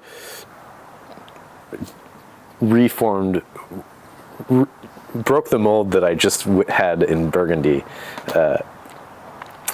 Not broke that, but like I got to experience yin and yang back to back in a very short period of time. And a takeaway, and this isn't a dig on Burgundy, even though it might sound like it, as amazing as that trip it was, the mindset in Burgundy, because of how prestigious it is and how world-renowned it is, the producer is used to people coming and visiting them and gushing over the wines, and it's very much at the end, you're welcome for company for this visit. Whereas in Greece, it's much more, thank you for coming. And neither is right or wrong, it's just a different experience, and both are amazing, but I would definitely recommend everyone goes to Greece in their lifetime at some point. Not necessarily because of the wines, even though they're great, but just because of the great wealth of history that is there will speak to anyone that goes on a deep level. So, when I got back from Greece is pretty much, I think... What year are we in? This is 2018. Well, I fast forward after getting back from Greece a little bit, but I think you can tell at this point in the interview that my interests were starting to veer a little bit away from my job at PDX Wine. PDX and I parted ways in July of 2019. Still obviously very close with all of those people. And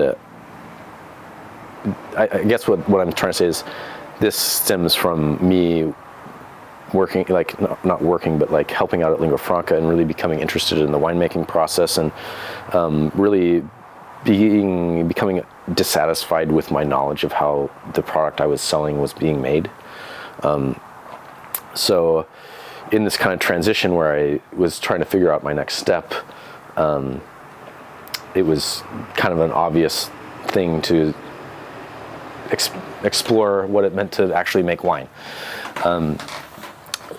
This is 2000, about to be harvest of 2019, and Andrew's longtime friend from his time working in the Central Coast of California knew a gentleman named Dan Estrin, who I know you have interviewed, who has an incredible background in wine, but is actually from here in Salem, but cut his chops in California, so to speak.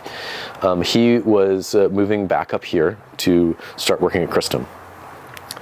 And Christum needed some interns still. So I signed up to do harvest at Christum in 2019, which was my first real experience working in a winery, because Antica Terra or Lingua Franca was very fun, but I didn't have any responsibilities. I was there on my own time, so when I got bored of being at a sorting table, I could get up and walk away, and it was awesome. I could just choose what I wanted to do. So Christum was the first time where I was a soldier and an infantryman to be sure, and Dan is a very interesting person. I recommend that you listen to his interview.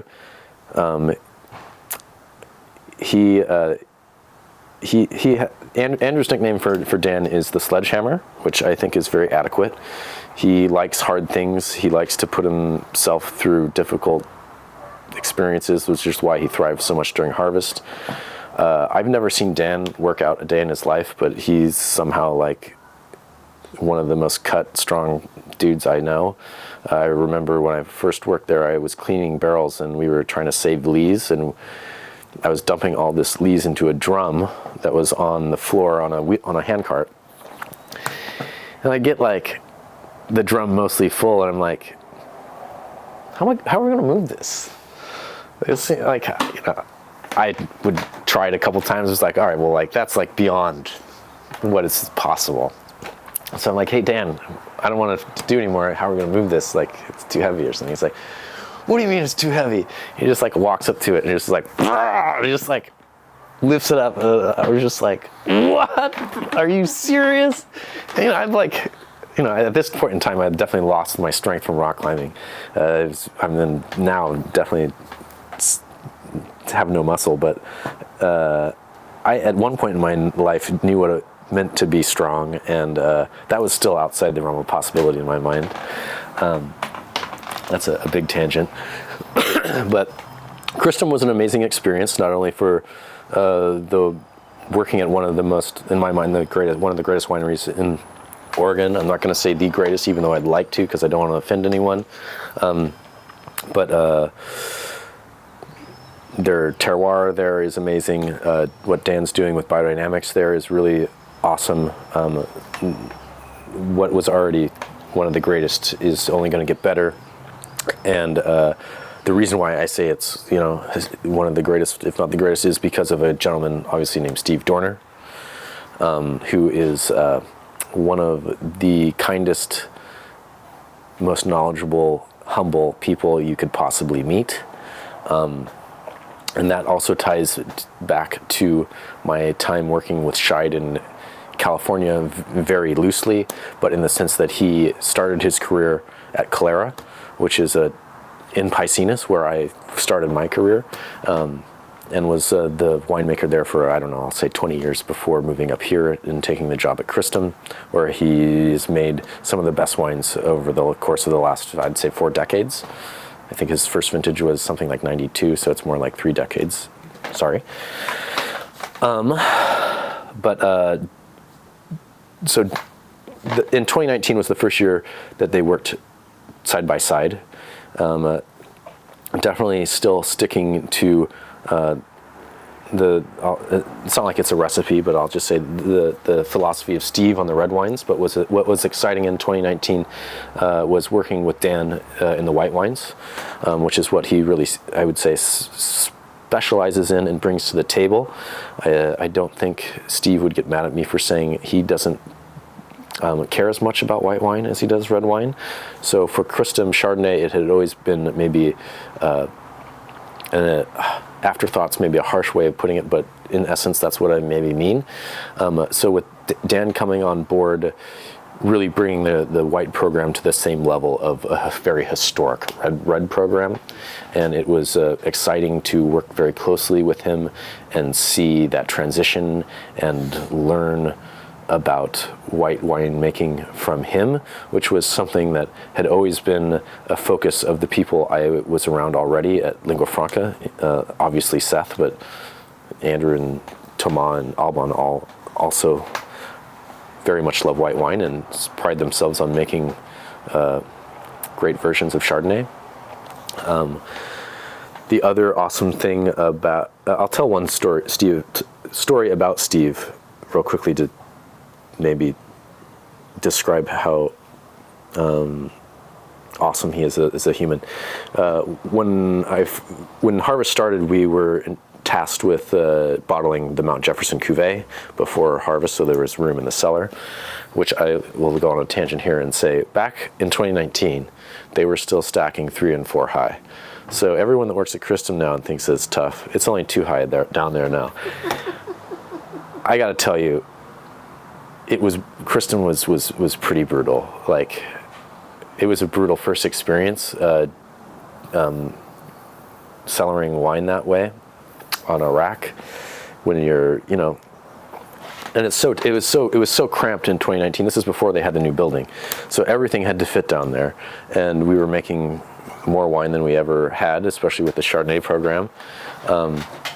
So basically it meant there was nowhere to put clean barrels to have them ready, so you had to restack them. So it involved bringing barrels down, cleaning them, putting them back up, bringing them down, filling them, and then like later on in vintage, when you're dealing with the previous vintage and racking those to tank, you're having to destroy the whole thing again and build it back together. So it was really backbreaking work. I worked with a guy who you should interview named Mike Davila, who lives down in Corvallis, who has worked at a number of states. He worked with me at Lingua Franca in 2021 as well. He's from Australia, amazing person, and anyway, worked construction in a previous life and was very, very strong. And even for him, I think even he would say it was pretty brutal. Anyway, I had a great time at Christum, let me tell you. No, I really did. And one of the magical things about it was they had an intern house. So as tired as you are, you don't have to drive home. You can walk down a dirt road and collapse on your bed, which is like worth its weight in gold during Harvest for sure. So one of these nights, I don't know how exactly, but the garbage disposal got stuck.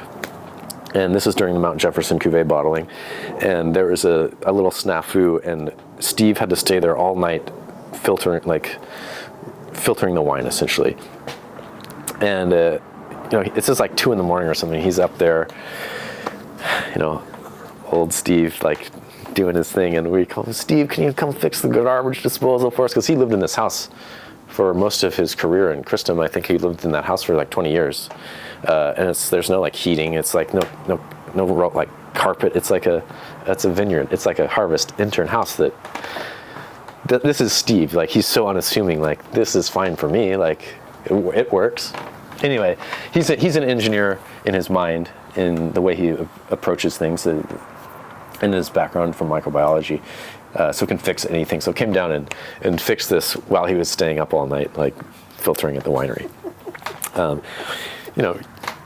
He's also done some interesting things, like drop a forklift through he tried to drive a forklift onto a trailer with wooden boards, and that didn't go over so well. That's a whole story that you can ask Thomas, that he'll probably ask me to get edited out, but that I'm not going to say. But Steve was another kind of amazing person to luckily come across my path. I didn't seek out Steve. I mean, I knew who he was from his time working or helping out at Lingua Franca, because he made his Luke Jefferson wines there. So you'd see him there, like we'd all be done, and he'd come in at 11 or 12 to do punch downs at Lingua Franca after working at Christum on his way home. This guy's a machine.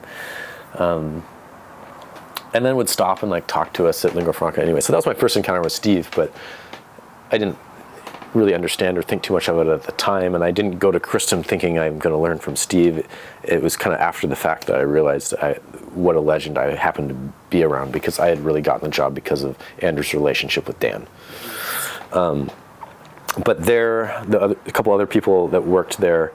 First, shout out to Andy, who's a gentleman who has worked at Christum for as long as Steve has. Maybe like 1 year less, but has basically been the cellar hand master there for all of eternity, and has to be one of, if not the sweetest human beings I've ever met. On his lunch break, instead of eating lunch, he would go around and put food in the bird feeders. It's been Dan converting to biodynamics and bringing sheep onto the property has been awesome for Andy. I mean, they're like his children, and he's also now in charge of bird boxes and stuff. And I can't talk about my time at Christum without mentioning Andy, who is a beautiful human. But I also met Chris, who is now the enologist. I know you've interviewed him. He started making recently a label called Liska, which I'm lucky enough to sell at my current place of work, which is Lone Wolf, which we'll talk about later. But I also met two people named Lucas and Alana there, as well as Mike, who I already mentioned. Lucas is from Australia and is actually moved back here last year, and is helping start a project for a very interesting, eclectic, sweet man named Marco Priete. And that's a project that I'm sure will be and should be on your radar in the future. It's actually they're making wine here in Portland in an urban facility that they've started. But they also purchased a property, again, right next to Junichi and Highland, a very interesting terroir, and they're doing very interesting things.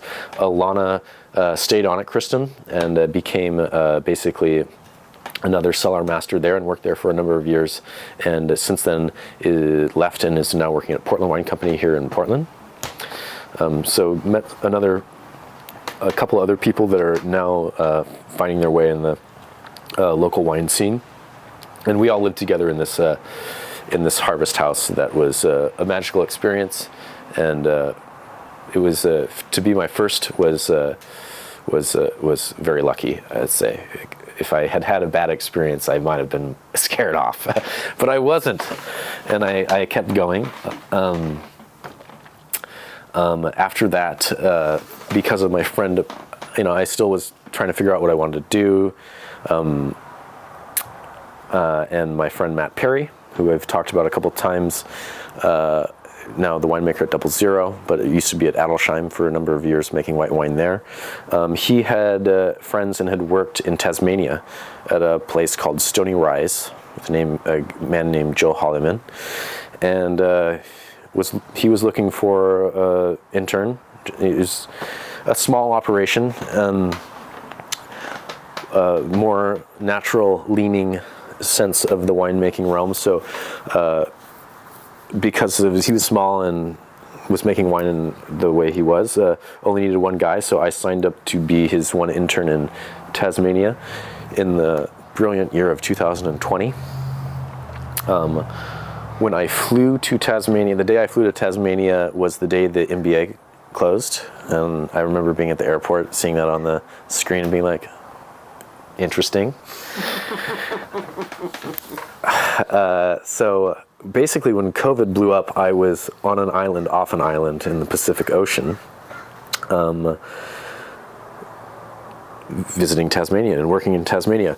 Sadly, it was a guesstimation when to fly down there as far as when would harvest start. And I got there, harvest ended up being a little bit later than expected, so I got there a little earlier.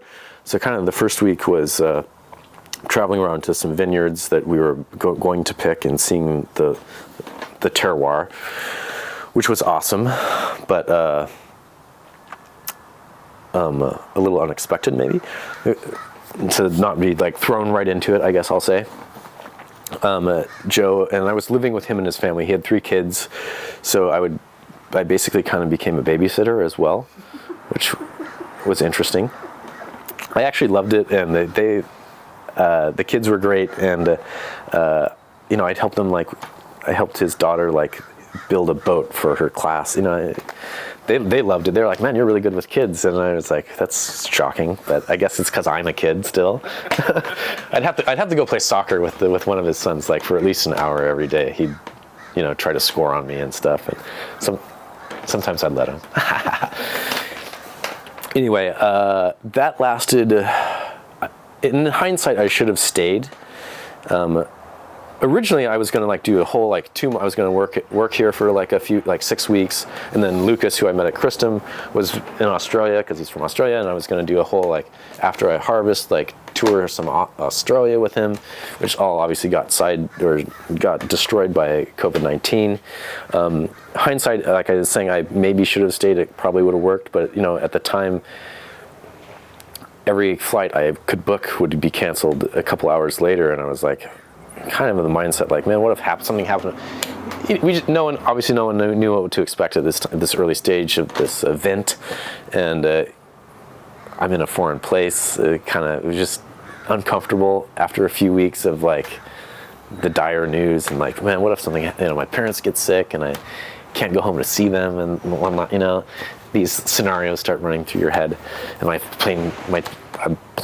every plane ticket I can book is being canceled. So I'm like, I'm gonna like get home. So sadly, I didn't get the full Australian Tasmania experience, though what I did see was amazing and beautiful, and I would love to go back and visit them. The wines are beautiful. I have some still that I've been saving to drink with Matt Perry and some other friends that know Joe.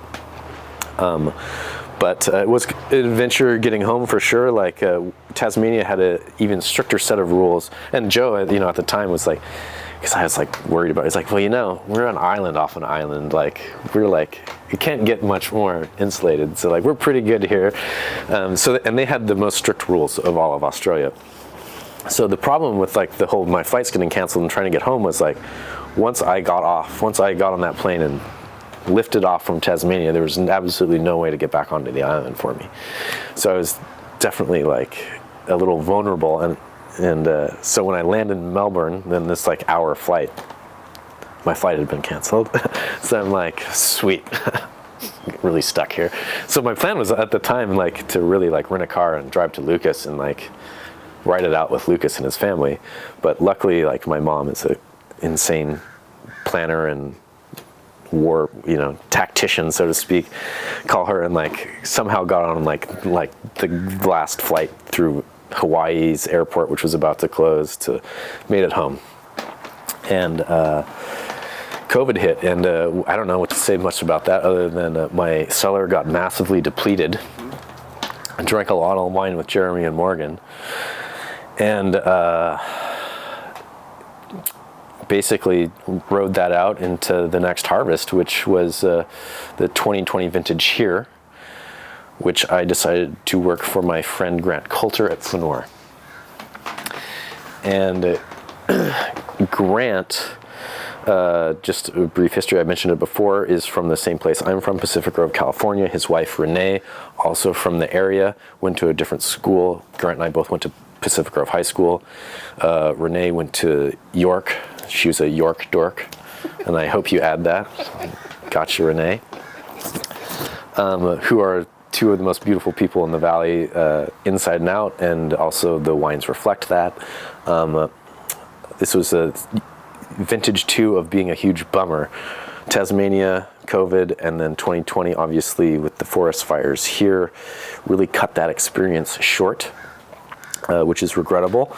But the time I did spend at Flanor with Grant was very memorable. Awesome person, awesome wines, and this is before they had the new. They had just purchased that new building, so we were making the white wines over there in a basically empty giant room with a press and some barrels. And then in the old building, which I'm not sure who's there now, but which is in Carleton and walkable distance, a nightmare of a facility to make wine in because it's so small and different rooms, and like the pad has like, let's just say driving a forklift around in there was very difficult, and I wasn't very good at driving a forklift at that time. But Flaneur, owned by, I want to mention Marty real fast. Marty, the owner of Flaneur, is one of the nicest people you can meet, and I had actually met him previously one night at Le Cave. A friend of mine, Jeff Veer, who I've known forever, and is also, I should mention, is a very influential person, the winesman. I mean, he's someone who could talk for a beat, all of us combined. Yes, he is a very intense person, but man, what a nice guy, and what a wealth of knowledge. And also with that, another producer I didn't mention earlier with the PDX list of producers, I knew I'd forget, is John House of Ovum Wines. I mentioned that because they both own Le Cave, and they've just opened L'Orange, which is going to be an amazing restaurant to go to here as it gets opening. Chef Joel from the old days of Holdfast, which I could go on and on about Portland restaurants, but I'm trying not to do that because that's another 5 hours of your life. So I'm at Le Cave with PDX. I'm still working at PDX Wine. I'm just happened to be sitting next to him, and I don't know. I got on the topic with a friend I'm with, talking about Ex Novo, and he's like, Ex Novo, which Craig Williams. I mean, those vineyards that he farms is some of the apex in farming in Oregon, some of the most sought after fruit, specifically for Chardonnay. I'm not going to go into that because I'm out of my depths there, so to speak, but definitely an avenue that you should explore if you're interested. Anyway, I briefly, important of the story, I briefly met Marty at Le Cave like years before, and he didn't know I took this job at Flaneur. And the first time I see him at Flaneur, I'm like, oh yeah, I've met you before. And he's like, yeah, like, your name's John at Le Cave, like we talked about Ex Novo, just like talk about a steel trap, like one of the sharpest guys, but also is the guy who is getting up early to get in the Isuzu flatbed truck to pick up the grapes at the vineyard and bring them to the winery in the morning. Like really, like he's on the sorting line, like wants to hear your life story, like, but at the same time, he built like a 600 person financial company in Washington DC that like a very like sharp but obviously sweet and generous person. Getting back to the generosity and the kind nature of a lot of the people in the wine business, which keeps people coming back to it and makes it so hospitable. I mean, the wine business is hospitality, so it's an important aspect of what we do. So yeah. Sadly, forest fires, Grant was definitely one of the first people in the valley, I would say, along with some other people you've mentioned. But I guess that what I'm trying to say is, in 2020, there was a lot of people that just wanted to dig their head in the sand about the forest fires, and we're like, it's there, let's pick it, let's see what will happen. And Grant was definitely the mindset of like, this, I'm not like, why are we wasting money and energy to do something that we know will not work? So we picked a lot of wine for sparkling base, and we made white wine, but we did originally in the first few days pick some red fruit and had a couple fermenters that we were experimenting with by like basically sous videing some grapes to act as like a fermentation temperature, and then tasting the wines afterwards. And also, Thomas was very influential, I'd say, in the valley, in his openness to have people come taste the wines that he had tried to make in the beginning and be like, this is barbecue sauce, and here's the warning, like, this isn't working. Like, and as opposed to hiding the difficulties and for maybe you could say a failure of being able to make wine this vintage, Thomas is an open person and I say that because Grant and Renee went down there. Thomas hosted a number of winemaker friends to taste some of the wines that were smoky, and Grant came back and was like, it's over.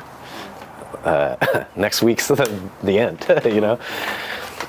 So that was a bummer, but, and sadly I don't get to see Grant and Renee as much as I'd like. You know, we all live busy lives, and especially having your own wine brand, and as well as having a day job at another winery, like, it makes schedules very difficult. Plus, half of us live in Portland, half of us live in McMinnville. It seems close, but you know, when drinking is involved, it's not. After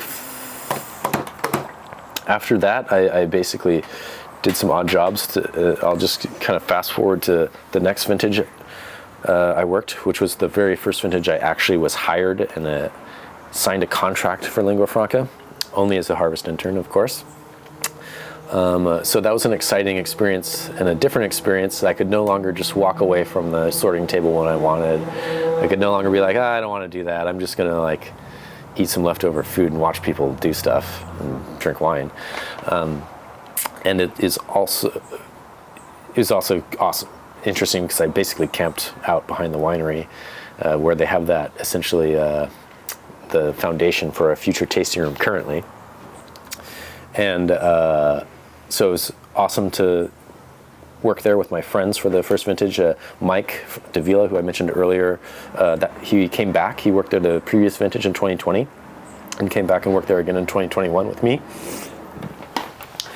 And a quick shout out again to obviously Thomas, but a huge shout out to Kim, who really orchestrates what goes on there during harvest and is a mastermind of the logistics. There's a guy there, I think you interviewed, named Joe, who also had worked with Dan at Literai in the past, who is an incredibly kind person who's great at explaining things in depth. And lastly, I guess part of that team, the core team there, was a gentleman named Chase, who no longer works there, who is a super intelligent guy, and worked with a great team in the 21 harvest at Lingua Franca. And it was also the very first year that Andrew Reichers and I made wine ourselves, which kind of gets us into a topic of maybe what I'm doing now, part of what I'm doing now, which is a project with Andrew. Like I said, going back to my PDX wine days, Andrew and I drank a lot of Albarino and Minthia together, and always loved those varieties when I bring them home and open them. And it's an obvious, you know, we're not the only ones thinking this, like an obvious connection with the terroir of Oregon and the terroir of Galicia as far as climate goes. Andrew and I had been looking for a fruit source for Albarino for a while, and we were lucky enough to find one, a little hobby vineyard just south of Monmouth. They have an acre of it planted, and they have about 0.7 acres of Sangiovese planted as well, and the rest of it is typical Pinot Gris, blah, blah, blah. That stuff gets sold to King Estate. Yeah, Andrew and I obviously have been friends for many, many years at this point, drinking wine together, and I had talked about doing a project with Seth as well, like a rosé project in the past that just kind of never panned out. Essentially, I didn't have the money to do it before. And Seth's busy with his own project, obviously. Andrew is too, but anyway, Andrew approached me about starting a project. Just a little bit of Albarino, essentially. Maybe we can find some Minthia someday. Just mess around, so he says. So we toured this vineyard with the Albarino. We're like, meet these two awesome guys who are Hewlett-Packard engineers who had spent time working in Barcelona together, and fell in love with Albarino. One of them is a Chevalier of Burgundy, whatever that title is. Like, we'll mess it up, but you know, one of them is very into wine. The other one loves drinking wine, and they also loved Sangiovese, so they also planted like Beyond de Santi clone Sangiovese here. And we're touring it, and they're like, well, we definitely want the Albarino. And they're like, well, would you like the Sangiovese too? And, you know, obviously we're friends with Graham Buonanotte, and we're kind of like, yeah, let's mess with Graham. This sounds awesome. Also thinking that it's going to help us get the Albarino fruit, because a lot of people want. Albarino is fastly becoming a very hot commodity here in Oregon. So it's definitely a little bit of fisticuffs to get some fruit.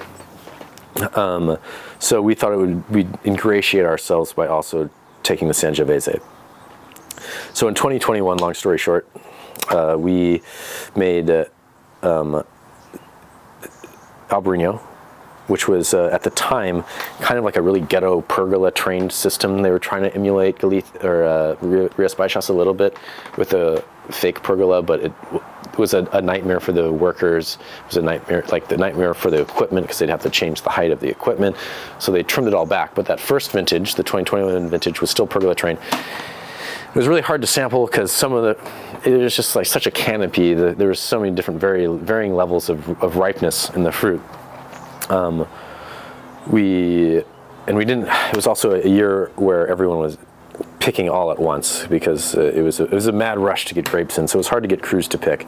So it hung for a couple days longer than we wanted and is a little bit higher in alcohol than we would like. Still like around 13.5, so not crazy, but we're aiming for like 12.5. So we made Albarino that first vintage, and very sweet of Seth. He stayed up with us. I was working at Lingua Franca that year, and Andrew has his own project. So any work we had to do for ourselves that year, we'd have to do on our own time, which meant at 1 or 2 in the morning.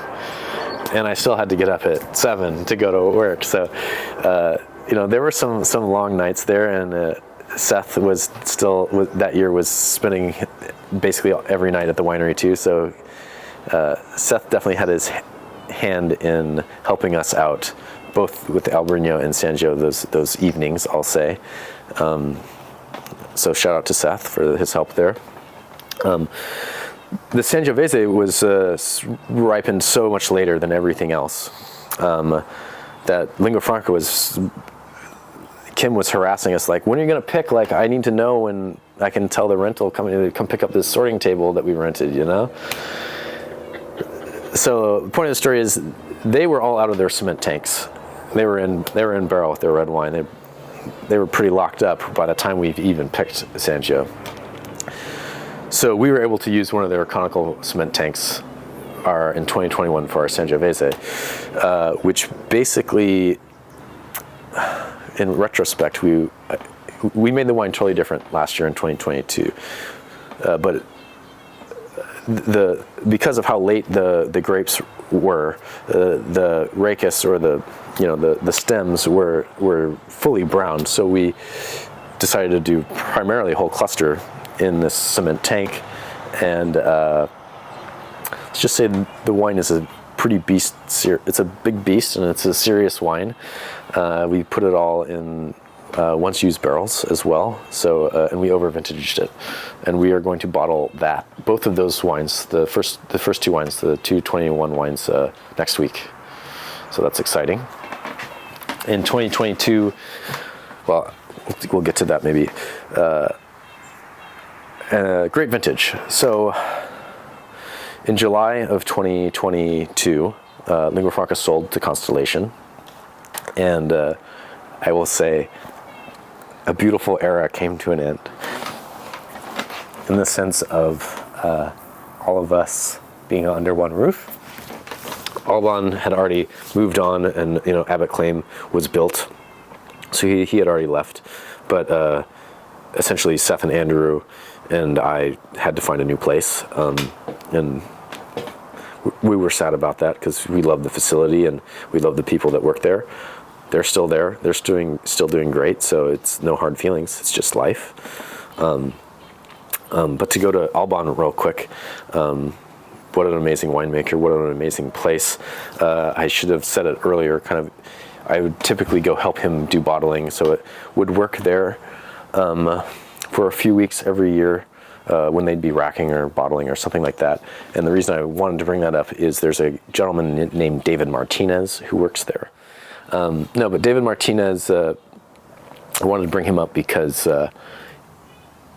this whole time I'm trying to learn about wine, and it's like cooking. You can ask someone why they do something, and the answer is very complicated and hard to describe and very situational.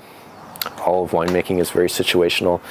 There's no 2 ways to do it. You can't do the same thing every time. You have to do something different and that's not because we want to be different, but because the product we get forces us to do different things. And David was and is one of the best communicators of how and why you do stuff in a cellar.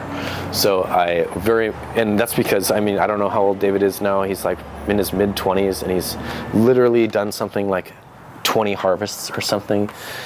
He's done 3 a year for a number of years. He grew up in a family here in Oregon. His father still runs, I'm not sure, basically a vineyard management company.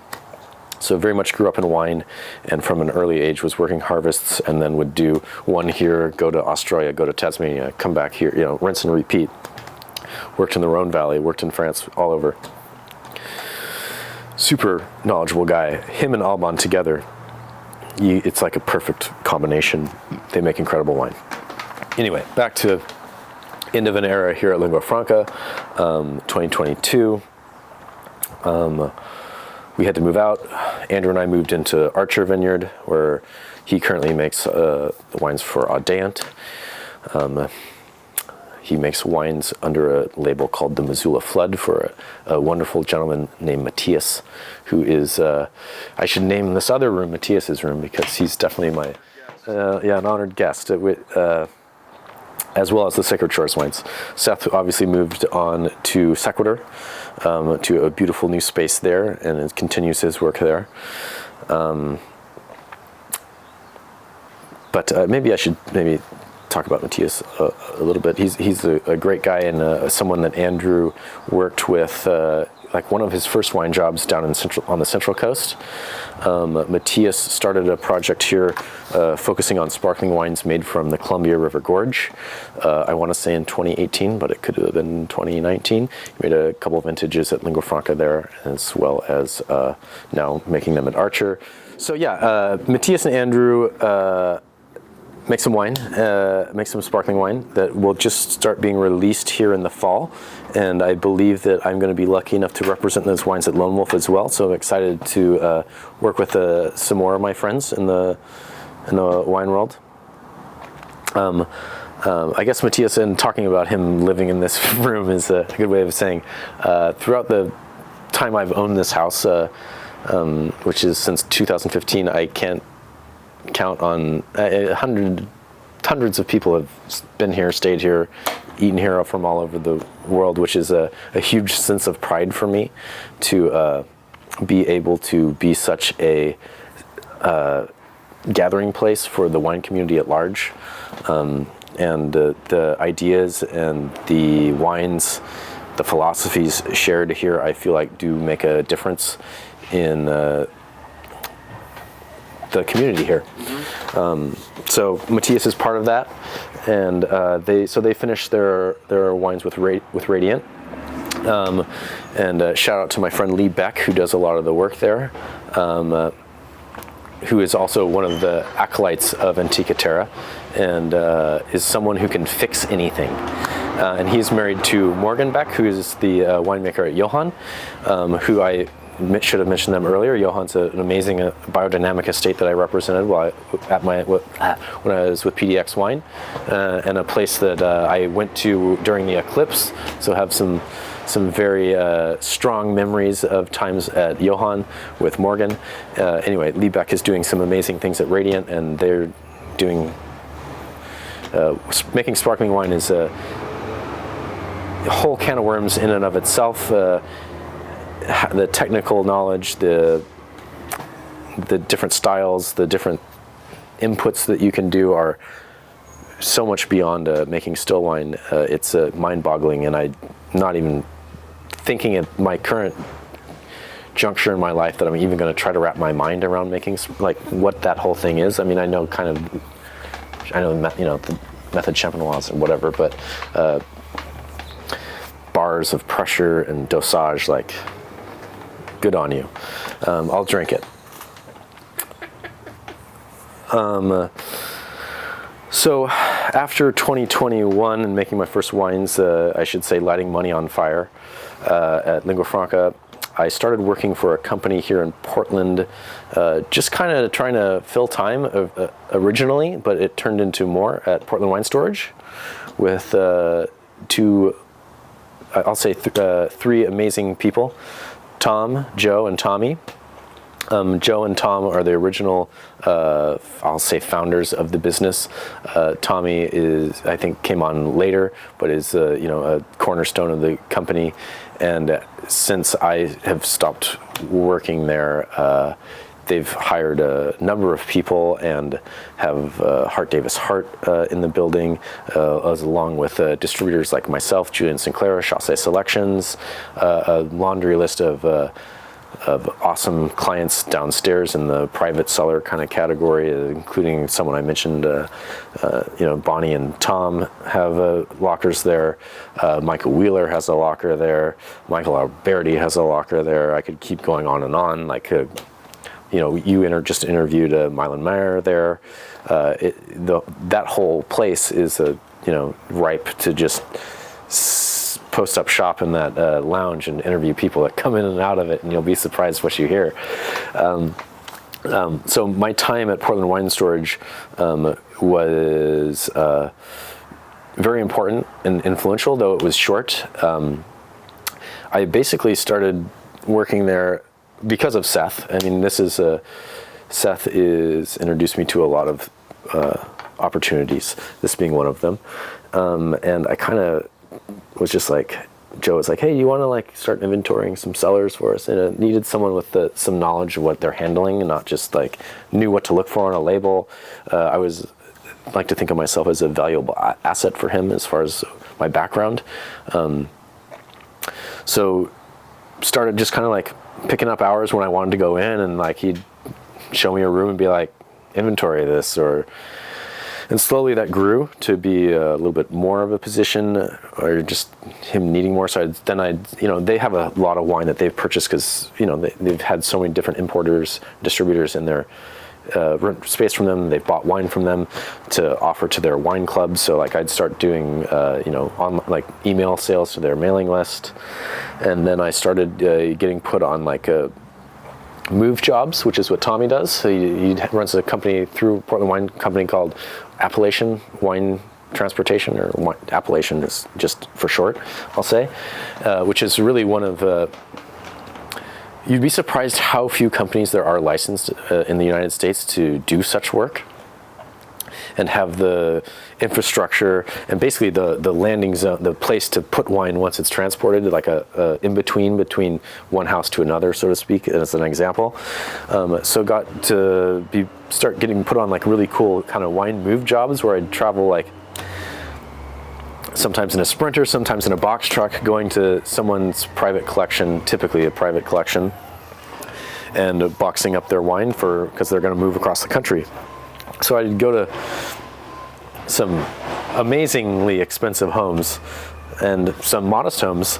Sometimes the amazingly expensive home had a wine collection that, in my opinion, was complete garbage, and sometimes the house that was lesser than mine, you were sitting on a gold mine. So you never knew what you're gonna walk into, and I'm not gonna, I'm not gonna go into the disappointment I had in seeing a lot of people's collections where you're like, man, you've put a lot of thought and effort and especially money into this, but these aren't wines that I'd want to drink or aren't going to appreciate. So do your homework, buy good wine, but drink what you like. Anyway, I got to go on some really cool trips there. I got flown to Chicago, for example, to do a wine move there. I'd never been to Chicago before, and had an amazing time. It's an amazing city. Obviously, I mentioned being into architecture earlier. It's one of the greatest places, if not the greatest place in the United States for architecture. The art museum there is world class is an understatement. And of just a fascinating city in terms of, honestly, food and wine in America, as far as the cattle industry and prohibition, XYZ. You could do a whole thing on Chicago. But I have a friend there named Mariah who works for Hart Davis Hart. So met up with her. She's been great in my wine career. introducing me to new things and opportunities as well. But another very valuable thing that I was exposed to at Portland Wine Storage was Bordeaux. It's a region that I have never been been really exposed to. It's not that I'm not fascinated by it, but it's a huge category in and of itself within the wine world. And it was the first time that I was having to handle a lot of labels that I knew were famous, but was unfamiliar with. So it was a way for me to really educate myself on that region. I still know nothing, but I now feel like, I know a little bit. I can understand right and left bank a little bit better, so to speak. So just one of the many facets of the job at Portland Wine Storage that was opening new doors for me and making new connections, private clients, stuff like that. And Joe and Tom are amazing people that are super awesome and kind and generous again, and would be great interviews for sure. They were doing that way before I think Willamette Wine Storage or any other facility was like that, and they've grown their business a lot and into a really impressive multi-pronged business, which is cool. So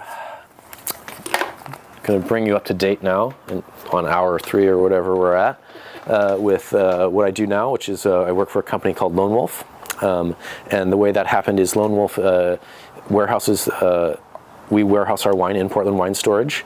I've been friends with the owner of the company, Tim Davey, for, a decade now. He started out his wine, he's a long-time, I'll say restaurateur and bar spirit person who was always interested in wine, but really this became so much of an obsession for him that he kind of got out of that successful area of his life to start working at a company at the time was called Corridor 5. And to even go further back in time to talk about the main part of the Lone Wolf catalog, which is a company called Becky Wasserman Selections. When I started at PDX Wine, we represented Becky Wasserman Selections. Sadly, we only, for whatever reason, I'm not going to go into this, I think it was short-sighted. We're only really working with the Simon B's estate. It's the producer that Michael was really into. And a lot of at that time, a lot of the wines, we already had representation of these regions. So there was too much overlap. Long story short, Wasserman went to Corridor 5, and where Tim started working with the wines. Tim's a brilliant person, great orator, great memory, great palate. Who did great things for the Wasserman catalog here in Oregon when he was working with them through Corridor 5, so much so that he became an actual employee of Becky Wasserman, and is pretty much the only person in the United States that is employed by Becky Wasserman. He also, at his time at Corridor 5, was introduced, or I guess I should say, he introduced himself to the wines of Central Europe, specifically from an importer at the time called the Blue Danube, which represented mainly Hungarian wine, but Romania, Slovakia, Austria, Croatia, Serbia, I think. Serbia. So basically, he left Corridor 5, but still had a job with Wasserman, and they are an amazing company, very open-minded, and the person who owned Blue Danube retired, and two of its employees bought it and carried it on, changed the name to Danch and Granger, and approached Tim about representing the wines up here. Tim agreed, and eventually the solution was for him to start his own company selling the Danchin Granger portfolio here in Oregon while still working for Wasserman and essentially representing the wines, but the wines were coming through a company called A&W Northwest here at the time. So Tim created the company called Lone Wolf to do the Central European catalog.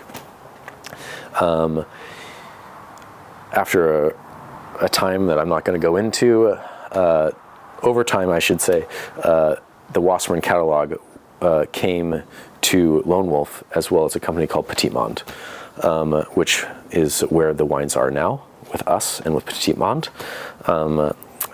Real briefly, Wasserman, you could do a whole, week-long podcast just on Becky Wasserman and what she's done, but briefly, I actually interviewed her. Incredible. Go see the interview. Listen to the interview. I mean, a legend in not only the wine world, but an ambassador for not only America and Burgundy, but Burgundy and America. And I can't think of a greater catalog to represent. This is why I do what I do with Tim. It's very important for me I can't sell a product I'm not excited about. I can't sell a product I'm not interested in. I'm not that type of salesman. Some people are, and it's an amazing thing to just be able to sell, to be in that mindset to just sell stuff.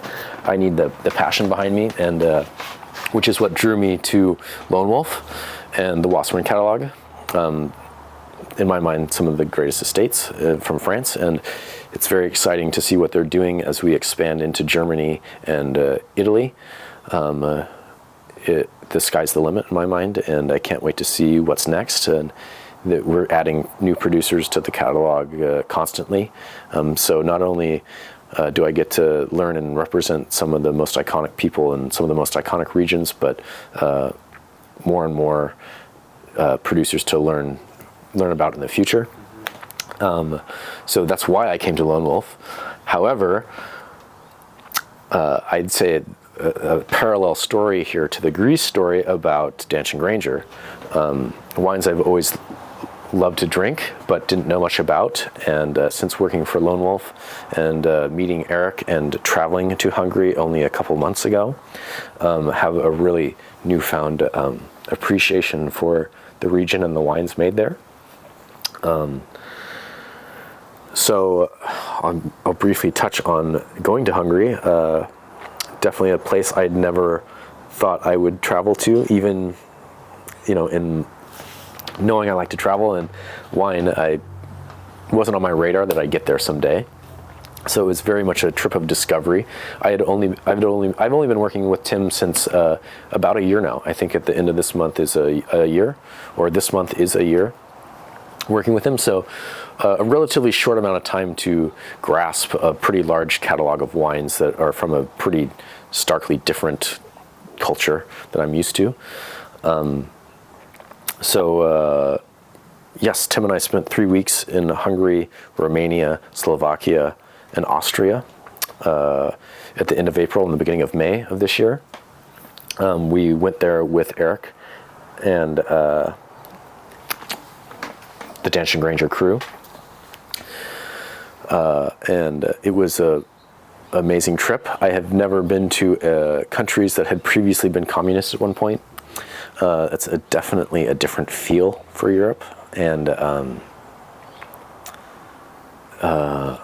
like Greece, you're not in polished Europe, even though it's like right across it's like Vienna is like an hour away. It's like, this is a very humble place, but of supreme beauty for sure. The history of Hungary is fascinating, and you could go on and on about that. The Danube's such a powerful river as far as commerce goes historically that everyone wanted to rule it, and everyone has. So talk about a mix of cultures there. You can't get much better than that. The food is amazing. Every one of my friends will laugh now if they're not going to listen to this, but if they did, they'd laugh when I say I love pork. I love pigs. They're great animals, but what I mean is I love eating pork. And Hungary is known for a breed of pig called Mangalitsa, which is considered the Wagyu of pork. And There are some people here in America that have some of these animals, and hopefully more and more people breed them because it's an amazing product, and was definitely a highlight of the trip beyond the producers that I got to go see. I could really go into the producers one by one, but I'll try not to do that because we're already so long on time. But it was very interesting to go to Romania. Just so everyone knows, you need an international driver's license to drive into Romania. They're not part of the Schengen agreement. No one on the trip actually knew this at the time. So we got to the border and were met by an unhappy guardsman who didn't let us drive. So the producer we were going to go visit had to hire two taxis to come to the border and drive our cars across the border into Romania, which was an amazing experience. I could go on and on about that, but some amazing wines from a producer called Edgar Brutler, who you'll be seeing more and more of in the Portland market. Great wines. And then went to Tokaj, which is a whole education in and of itself. It's, the classifications in this region are predate Bordeaux, so pretty much the oldest wine region on earth. I was unaware of kind of the diversity of terroir there, and specifically I mean like the different villages. You kind of just think of it as one big place, but it's really not. It's more like the Loire in the sense that each village and area kind of has its own identity to some case. We did stay at a producer named Barta, Domaine Barta. I guess I'll say his auberge, which Carolee Barta is an exorbitantly wealthy industrialist person in Hungary. And he's hard to even Google. It's hard to find information about him. Somehow, in large-scale construction, international construction, made a fortune, and decided he wanted to preserve some historic parts of Hungarian culture, and part of that being Tokaj. So he purchased basically the Prince of Transylvania's chateau in Mod, the village of Mod, which is one of the most, you could think of it as like the von Romane of Tokaj, maybe. Some of the greatest parcels are in Mod. So we purchased this chateau in Mod and refurbished it, and you can stay there. John House recently just went there and stayed there. It's basically like, Tim and I each had like a wing of this chateau that was like bigger than my house. It was like laughable. You're like, why do I have 5 rooms? He also what he also did is he revitalized a vineyard called Ori Karai, which means like King's Vineyard. So a very historic parcel that had been retaken by forest. He painstakingly over years and years removed the forest and re-terraced the vineyard and replanted it. And I think the genius of him, which I might equate to Beck from Abbott Claim, someone who is willing. I picture in the rest of their life is very controlling over their business, but in this project knows that they don't know the best way to do things. So has really entrusted it with a different producer. We represent Bodrag Bohumie with the vineyard management, who's really one of the premier organic biodynamic vineyard consultants of the region, as well as a very talented winemaker to make the wines. So appreciate his hands-off approach and let the people, it's important. I mean, you could say that about Marty at Flaneur too, letting Grant have the reins. So he was a great guy, and we did the tasting with him, and it's over, and Tim and I are the only ones staying in this chateau, and we're like, oh, man, is there a pub? We'd love to get like a beer after dinner, just go to a bar, unwind, get a beer. And he's like, oh, sure, I'll go with you. There's only one down the street. So here we are. there's like one pub that's like one room with like a couple like lottery machines and like a tiny TV playing soccer and like a few people in tracksuits at this tiny bar drinking beer, and in two American dudes walk with like kind of literally like the richest person in Hungary, and they're just like, okay. So like just like in this like no-name little place, like drinking beer with Carolee Barta was awesome. And then we go back to the chateau, and they had like changed the locks to his like quarters or whatever. So like Tim and I are like in one of our mini rooms in this chateau, like kind of like man, that was a crazy experience, right? Then we hear this noise, and like Carolee comes back, and like he's like, I got locked out, like, let's drink some of like with this bottle of Azu, and like drinking Azu with him after all of this in this room. And he's like, I'm going to stay in here with you guys. So like end up staying with him. This is just one of many stories I could tell about the trip to Hungary. It was an amazing experience to see such a long list of places and producers. Tim and I drove, I think it was something like 1,600 miles in the course of 3 weeks on that trip. We also went to Austria and visited a friend of mine named Stefan, who has an amazing project there called Kohlfolk. He actually worked at Lingua Franca in 2016, which is how we knew him, or how I know him. I hadn't seen him since, and he welcomed us with open arms and cooked us an amazing dinner, and we definitely drank a lot that evening. That was towards the end of the trip. But it's just another experience of going to a foreign place and trying new foods and and experiencing new culture, which is really what is the most important part for me. Again, that is important for me at Lone Wolf as well. It's something that Tim very much believes in, which is one of the reasons why I love working for him. It's important. He believes in it too. So like we're going to take a trip every year, and I'm going to go back to Burgundy with Wasserman and get to see it in another round and see all these amazing producers that I represent, and that to me, that's more valuable than any paycheck I could get.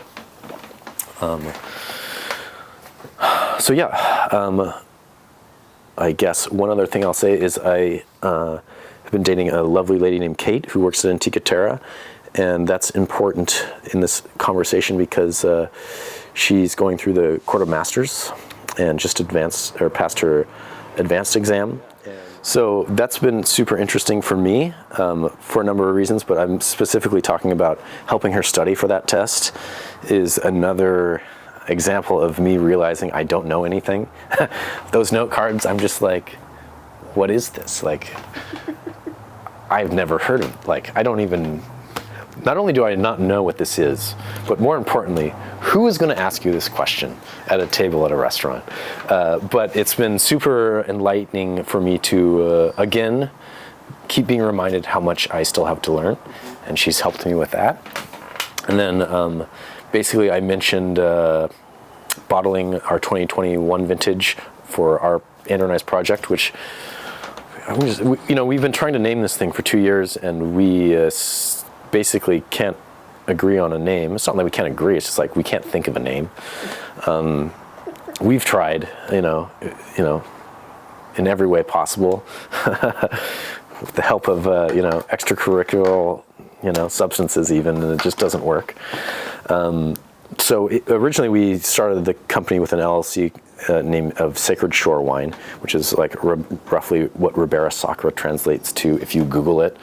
And I think we're pretty much succumbed to that being the name, which we like. It's just we've always felt like something else would hit us. But anyway, long story short, it's really the last time I'm going to say that. We're bottling our first vintages next week. I mentioned the 221 vintage wines that we'll be bottling. We will also be bottling 2 wines from 2022, one of which will be a shorter maceration Sangiovese red wine, which is basically a destemmed 5-6 day partial carbonic maceration, like easygoing red wine. We also made a rosé from Sangiovese in 2022 that is very much, I don't know if you're familiar with Antica Terra Rosé or Audeant Rosé, but some maceration, barrel fermentation, definitely a style of rosé that Andrew is very much in love with and is very intriguing. So we're bottling those 4 wines, so 3 Sangioveses. Eat your heart out, Graham. And the 2021 Albarino. However, last year we also made some Chenin Blanc from 3 Mile Vineyard, which is a very exciting project in the Columbia River Gorge. I think you've interviewed the people that are behind that. It's basically part of the Mitchell Company. They have an awesome guy named Joe Cushman out there kind of leading the viticulture side. And it's only in, I believe it's basically 3rd leaf as far as producing fruit. And it's very exciting to see what will happen there because there are so many unique varieties planted there, and they continue to plant more. And it's a beautiful site. It's right at the end of basically the soil line of when it turns into like really Washington desert. It's like the last piece of Columbia Gorge. And you kind of look out on that and you have all this you're exposed, you're high elevation. I could talk about my friend Boyd, who has an awesome label called Redolent Wine, Redolent Wines. He's making wine from there as well. I could go down the list. There's people like John House making wine from there. There's Brian Day makes wine from there. There's an awesome new producer, Mendivia. I think I'm getting that right. Colin is making wine from there. Groschow is a huge buyer of fruit from there. On and on. You know, I don't know all the contracts. I just know some people. But a lot of people are working with the fruit, and it's exciting to see what will happen with that project. And I mentioned that because we're going to be working with Minthia, our first Minthia from that property this year, which we're very excited about. So really kind of, you know, originally we were just going to make Galician varieties, and we didn't want to like muddy the waters. And then Chenin Blanc and Sangiovese, blah, blah, blah. It's more of a wide-reaching project than just one region. We also have a property in the Dalles, not the Dalles, a property in Dallas, which is an awesome up-and-coming vineyard that was just been planted in the last couple of years, so it's not producing yet. But I'm going to pull a Jeff Veer here and it's redact this vineyard name. But they have planted an acre of Minthia and Albarino for us as well. And it's farmed by Jessica Cortell, who has an amazing company, which I'm sure you've interviewed her. And the rest of the fruit will end up going to Antica Terra, I think. I'm not sure. The Pinot Noir and the Chardonnay, I mean. But it's an amazing site. It's amazingly farmed. The owners of the property are incredibly thoughtful and professional, and in my mind, it will be the benchmark for the varieties, for the grapes. You know, Andrew and I might fuck it up, but at least they were grown as better than any other Albarino or Minthia in the valley so far. So we're super excited about that when that happens, and can't wait for that. But basically, moving forward, you know, looking forward to getting to know the Wasserman catalog more, meeting those people, producers in person for the first time. Being in France with the company for the first time is very exciting, and hopefully I'll get to do that in the spring of next year.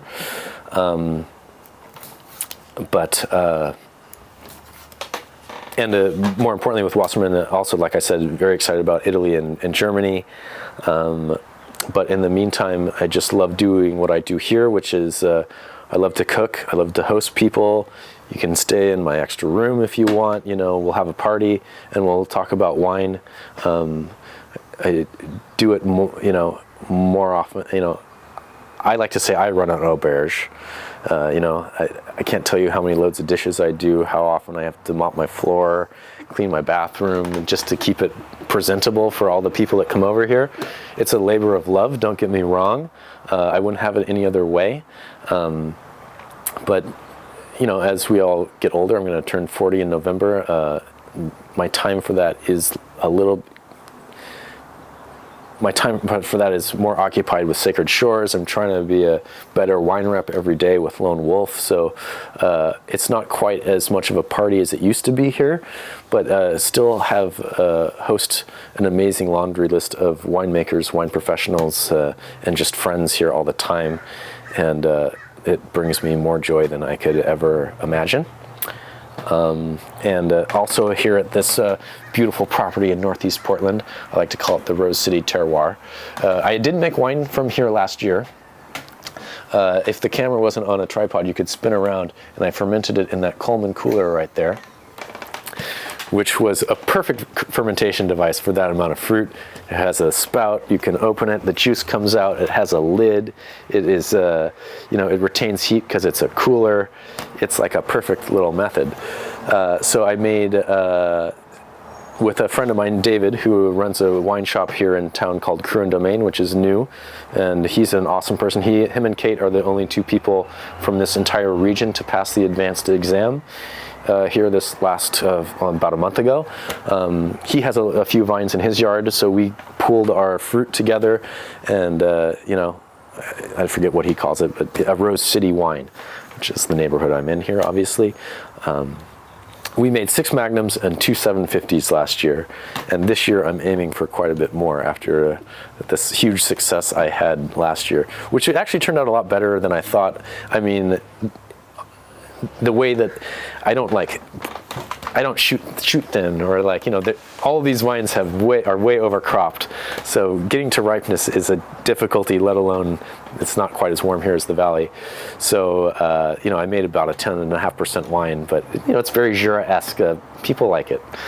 I'm hopeful for the future there.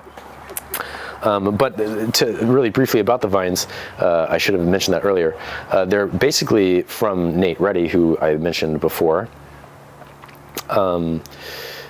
He was planting some very interesting varieties at his Hayu property and had some extra sticks essentially. So I basically planted. They're not on rootstock. They're just sticks. And I have Cab Franc, Nebbiolo, Ribolla Gialla, Ferment, Nanta, Hungary, Algote, which is from a friend of mine, Jess Miller, Little Crow Vineyard. That's a whole nother producer I haven't mentioned yet. I have one awesome Algote vine from her, and then I have some Arborio, which really struggles. One thing I will say about this house, which I needed to talk about a little bit more, was I mentioned my friend Jeremy, who worked with Kurt at Davenport. He lived here for 6 years. That's the longest I've ever lived with someone. He moved out a little over a year and a half ago now, almost 2 years ago actually. Moved in with his girlfriend, but was an integral part of this place being that gathering place, and very important part of the conversation as well. And I recommend that you interview him in the future. And lastly, I guess this year I've been very excited for my trip in Hungary to plant so many Hungarian pepper plants, which I got from the farmer's market. There's a great little, I forget the name of the farm, but they have a number of cultivars of Hungarian pepper plants that I'm excited about. And my cat Stinker is the vineyard manager, or the pepper manager for that. And maybe you've seen him, or he probably took a picture of him, but a very integral part of this house. Why? Because he rules this house. This is his house. It's his domain. We just live in it. And he's a great host for all my friends. So for my third question, what led you to your role in wine? No, I'm just kidding. That's okay. That's a lot. It's a heck of a story. I win, Eric Homaker. I think we're over 3 hours now. Even with some editing, we're still Okay. Well, I have a couple things I'd like to talk about. Yeah. I think you covered everything really well. There's not a whole lot I'm going to go back to. I did take a couple notes. I think we'll do a little rapid fire at the end where we catch up on a couple things. But I'm curious, coming into wine the way you did, obviously wine as culture is kind of an important thing to you, the idea of that. So tell me about how your perception of wine, of culture, has changed through wine, and what is Oregon's impact on that? Well, the first part of the question, and you're going to have to remind me the second part because I'm going to lose myself. Wine and culture, why is that important to me? Or how has your perception changed? How has it changed? It obviously has changed, but I guess I will start by saying I was lucky to be introduced at a young age to a lot of different cultures. So it's with my travels with my parents. So it's something that I've always been aware of and I've been open to and understood that there are so many different ways of people have and cultures have of doing things out in the world. But at the same time, you know, every trip I go on, you're going to learn something new, and maybe I'll equate it to cooking. You know, that's one of my favorite things about traveling and learning about a new culture. It's like, what's your dish? Like, how do you work with this onion or this piece of meat or something? And just always being flexible and malleable in your what you know, and being able to absorb what other cultures have. And I guess that's maybe the most valuable part, is just the flexing that muscle that is your sponge to be able to absorb what you're experiencing when you're in a different place is really important. And it's hard these days because we all have cameras on our phone. You know, in high school I was really into photography, like very into photography, and I got really frustrated because I started living my whole life through a lens of a camera and not experiencing things. So really I kind of like threw away my camera, you know, metaphorically speaking. And since having an awesome camera and a phone that I carry around all the time, it's come back to haunt me. You know, I'm never gonna buy a nice camera and be on a camera again, I don't think, because this is so good. But I think that you can tell from following me, you know, it sounds stupid, following me on Instagram, but I take pride in taking pictures of places I've been and representing the places I've been, hopefully in a nice picture, and can tell that tells a story for me, because I'm even though I've just talked for over 3 hours, I'm not an orator, as in the sense of like if I were to give a lecture on an actual topic and not just talk about myself, I'd really struggle to do it. I actually had to do this at Liner & Elson, a wine shop that I've sold wine to for 10 years now, and it's a great place in Northwest. I did a Benjamin LaRue tasting on Wednesday, and typically Tim does it, and if you think I can talk, man, Tim is like on another level. Like I don't think I got more than a few pages of dialogue in, and all that time in a car with him in Hungary. And it's not a problem. He has so much to say, and he's such an interesting philosophy on so many different things. Anyway, usually he would do it, but I had to do it, and it was, a little bit. I had a little bit of anxiety doing that, speaking in public. So it's really nice to be here with just you, where it's very comfortable in my own setting, which is kind of one of the reasons why I told you to come up here. One, to see kind of what I think is an important place in the wine industry. That sounds pretentious of me to say that about my own house, but I think that's true. Tell me about now that you have this kind of the view of wine from the lens you do, of the kind of the worldly perspective. Tell me about Oregon's place in that. I think it's fascinating to live in a region that specializes in varieties that are so famous and have such a historical context to them. And me working with a company that represents those wines from France and working here in this area, it's amazing to see where the philosophies collide. I think that we have still a lot to learn from Burgundy as far as Pinot Noir and Chardonnay go. But I think that they have stuff to learn from us as well.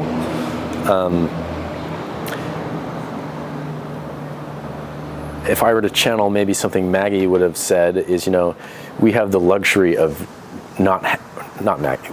Channel of what a lot of people would say in the wine business, but specifically Maggie would say something about blending. We're able to blend fruit here, whereas in Burgundy they're really kind of, you keep your Premier Crus separate and blah blah blah. But who knows? Maybe if you blended the Premier Crus together, it'd be a better wine. But that's like so forbidden. It's too outside the box. Whereas we can do stuff like that here. We can do whatever we want here. It's the wild, wild west. so that's exciting to be able to kind of not be shackled by specific historical winemaking norms here. And I think that people in Europe are envious of that. It's really hard to, that designation on the label to, for you to go to a Vin de France to do something really outside the box is like a real gamble monetarily for these people. So they're envious that we're able to take so many chances here. And from our side, obviously there's a tons of things to learn from anywhere, not just France. About you need to look all over the world to gain knowledge. Everyone has different philosophies, and they're all right. Every terroir is different. I mean, there are people making amazing wine in, Mexico, South America, South Africa, Australia, New Zealand, the middle, Israel. There's so many weird places that you could find people really working hard to make a great product. One thing that I think is exciting about Oregon is the ability to to grow more than just Pinot Noir and Chardonnay. Obviously, I'm sure a number of people have talked about that in this series. It's not that we shouldn't be growing Pinot Noir and Chardonnay. They're amazing. They're amazing wines that we produce here. They're world class. But it's not to say that this isn't obviously still an infant. This wine region is in its infancy, and there will, as time goes on, we'll learn more and more, and we'll realize that more and more varieties should be planted here and fine-tune what that means, and the best ways of pulling out the expression of this terroir. Let's talk about some of the topics that came up earlier, and maybe give a short answer to kind of follow up on. A word you use that we don't use a lot or hear a lot is avant-garde for kind of some of the Oregon wines that you're attracted to and some of the Oregon winemakers you're attracted to. Tell me what that means to you and what those people have done to the culture or the climate of Oregon wine. First, I'll reply to that, and by saying, I've been going back to my PDX days, representing people like, especially Chad Stock. Can you get more outside the box than what he did with his original numbered series, which is I still have some that I hope to drink with him someday. Some of his first children, so to speak. I just think it's important to experiment in general. It goes back to meet my friends from Alaska at Oregon State, teaching me that I don't assume that you're doing something the right way. Assume the opposite. Assume you're doing something wrong. That's where you start, and that way you'll come up with the best solution. If you assume you're right to begin with, you're going to do that, and it's probably not the best solution. I think when I probably said that, I was using this is, again, I'm not an English major. It's not my thing. I was using the term wrong in my mind. So what I maybe meant by that, when I brought it up previously, was people that are kind of producers that I happen to be friends with, that are really widely considered these days as being some of the best in the valley as far as the specific style of wine they're trying to make. I'm not here to judge one way or the other if it's better or worse. I definitely have my preferences. I like reduction in Chardonnay. Some people hate it. Even, for example, at Lingua Franca, Thomas loves Chardonnay, reduction, but Kim doesn't. So, it's totally stylistic, personal preference. One's not right, one's not wrong. I represent producers in Burgundy that, from all different types of styles. I feel very blessed, and what I might have meant by that is to be friends with such successful people. As far as not only their wines, but their careers and what they're doing. And not that, there's so many people that are great and I don't know of, and I can't wait to meet you whoever you are out there. For example, like I said, we represent Chris at Liska here at Lone Wolf. Lone Wolf represents Chris Liska. We represent Andy from the Marigny, who's an eccentric fellow.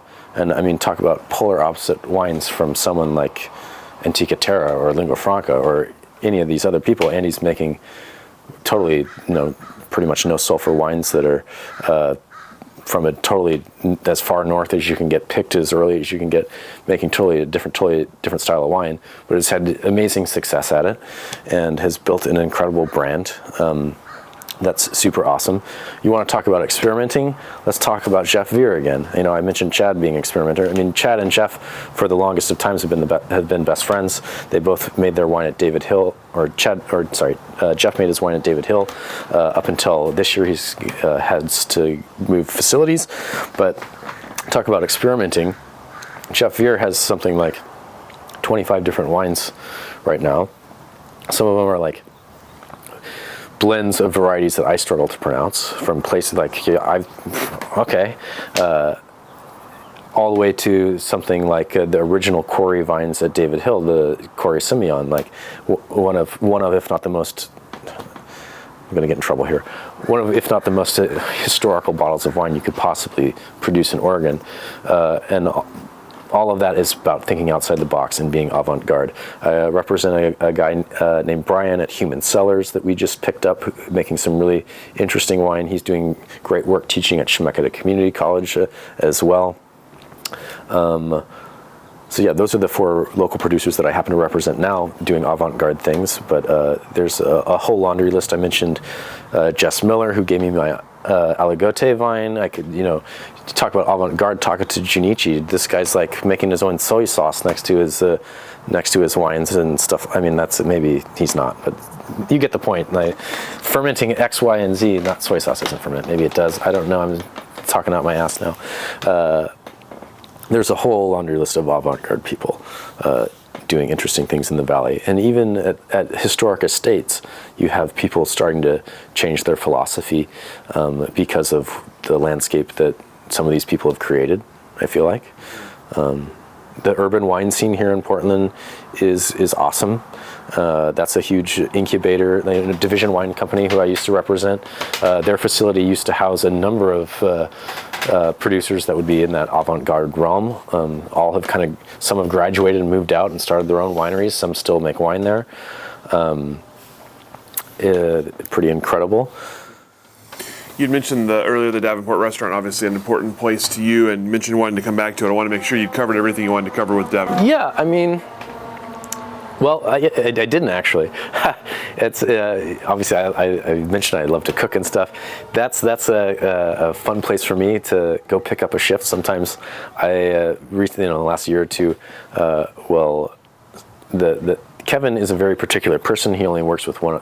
There's only one other chef in the kitchen ever at a time. I mean, so when that person needs a break or is sick or something, I feel very privileged and honored that I will get a call seeing if I want to work next to Kevin in an actual kitchen every once in a while, and I have a ton of fun doing it with him. And it amazes me that I'm allowed the responsibility. Kevin is, like I said, a very historic chef here in Portland, and a very interesting human to talk to, and talk about a guy who really knows food and culture. Kevin's food is so awesome, so simple, and so crystal clear because of how much he knows. It's like the more you know, the more simplistic you get, and that's the beauty of the restaurant. Kurt curated what still is one of the best wine lists, if not the best wine list in town. Super deep, super knowledgeable, and super generous. Man,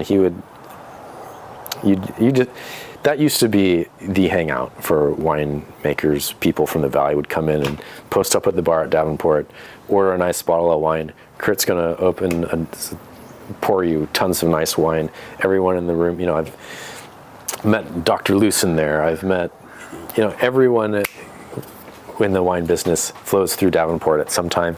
Lone Wolf likes to host a lot of our events there. We're going to host one next week.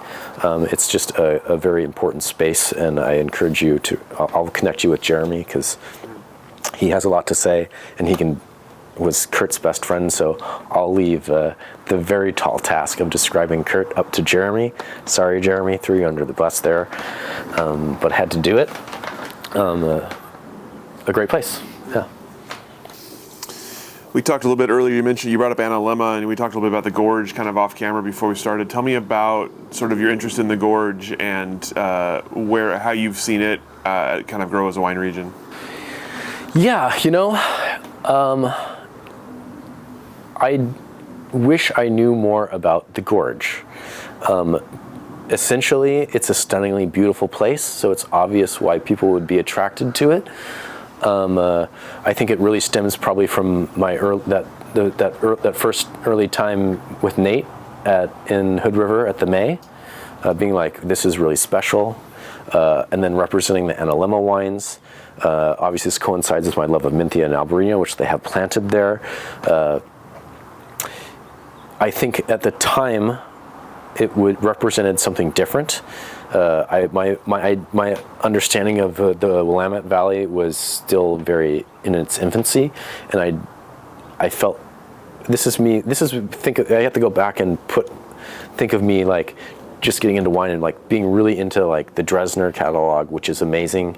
Like Joe Dresner, that's a whole story that I could go into, like a pioneer in natural wine, in importing natural wine to the United States market. So I was kind of just, when I was starting out, again, to go back to the definition of avant-garde, like was looking for something different.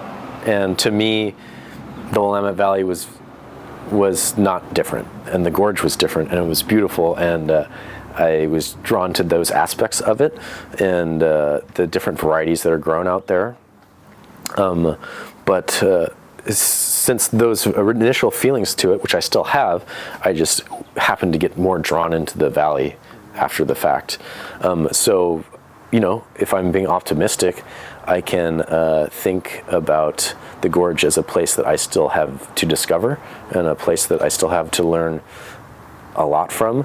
Part of that will come through my relationship with Andrew and Matthias and representing those sparkling wines which are made in the gorge. Part of that is just talking to Graham more, trying to go out and visit Nate more. I know he's very busy. I wish I saw Stephen at Analemma more. At PDX, I also used to represent Bethany Kimmel. Those wines, the Color Collector wines. I've known Julia from Loop de Loop. She used to be a rep at C&G, so like, I've known her forever. I've never been out there. She's doing great things. Like, the sky's the limit out there, and I'm just kind of saving it for later, in my back pocket. Not on purpose, but just, what Yuri's doing out there at White Salmon Baking Company and his new project with, Gravner's nephew, Baring Amphora, like, that's a huge producer that's gonna make a huge wave for the gorge, and that's just kind of getting online. Brian McClintock, of, whatever, Psalm, the movie,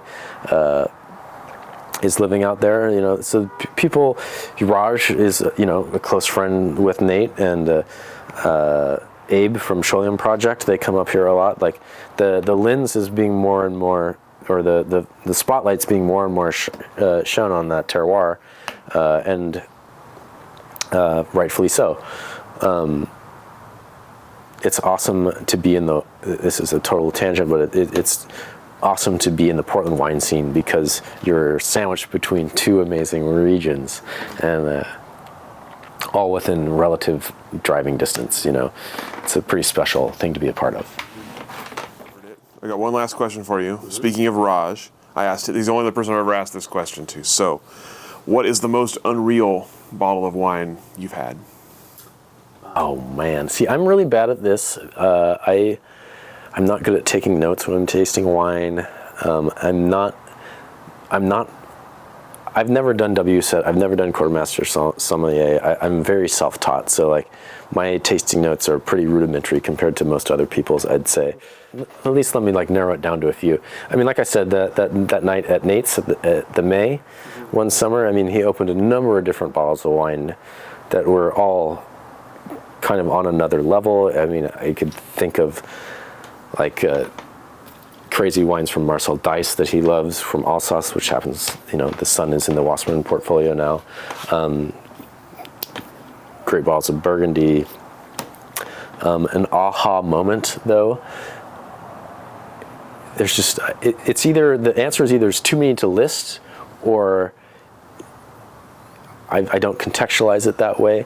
I guess some of the most stunning, shocking wines, maybe, I would be like to go back to Crete, maybe, would be a fun way of answering this question, though not like the best bottle of wine I've ever had, but like to taste wines that are world-class, and to taste a wine that's like world-class, you could mistake it for Burgundy or Barolo, made on some island in an oxidative manner, via blending, via all these different techniques, to have it come out and still be such a beautiful wine. Which, like Alban, for example, he like bugs me about these wines all the time.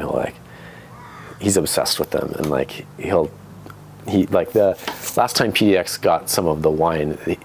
This guy is so crazy. He doesn't release wine in vintage. Like, he'll release 2007 and then be like, the next vintage will be 95. And you're like, what is going on in your mind? So anyway, he released like a Tête de Cuvée 2004. I forget what the name of the wine was, but Alban messaged me. He's like, I'm drinking this wine right now, and my mind is like blown. I'm with people that are winemakers, and we're speechless. And is that the best wine that they've ever had? No. Wanna, maybe, but like it's more about the context of the wine. So another way of me answering that would be like probably sitting at a dinner table, Pierre Auvernois' dinner table with my parents. I mean, all of the wines that he opened were unlabeled, and maybe on purpose for the exercise of what we were doing, but probably just unlabeled, because why label something that you're just going to keep? Anyway, opening these bottles of wine and quizzing all of us wine professionals around the room, what vintage do you think this is? And these are wines that are like pretty much no sulfur wines. This is a whole topic that I'm not going to try to get into, but I do believe, to dip just my toe into a very controversial subject, I do believe that natural wines taste better before they come to the United States. So I've had bottles of Auvernois here that are great. Some are flawed. And flaws are fine in wine. That's not a problem. But I'm saying, tasting those wines at the dinner table that have never moved out of the cellar, that have always been at the same temperature. Basically, we would taste these wines. They'd be so fresh. They'd be so, wines from the Jura aren't powerful, but powerful in their own way. Incredible wines. And, in my mind, I'm thinking, well, this can't be that old because there's no sulfur in this wine. So, like, how would it still be this good? And it'd be like, this is from 1992. And you're just like, what? I don't understand how this is. And so to basically sidestep your question and more answer the question is like, wines that have like surprised me and like wowed me and like shocked me are probably like, I would go to those two places off the top of my head. But I've been lucky enough to drink wines way outside my budget.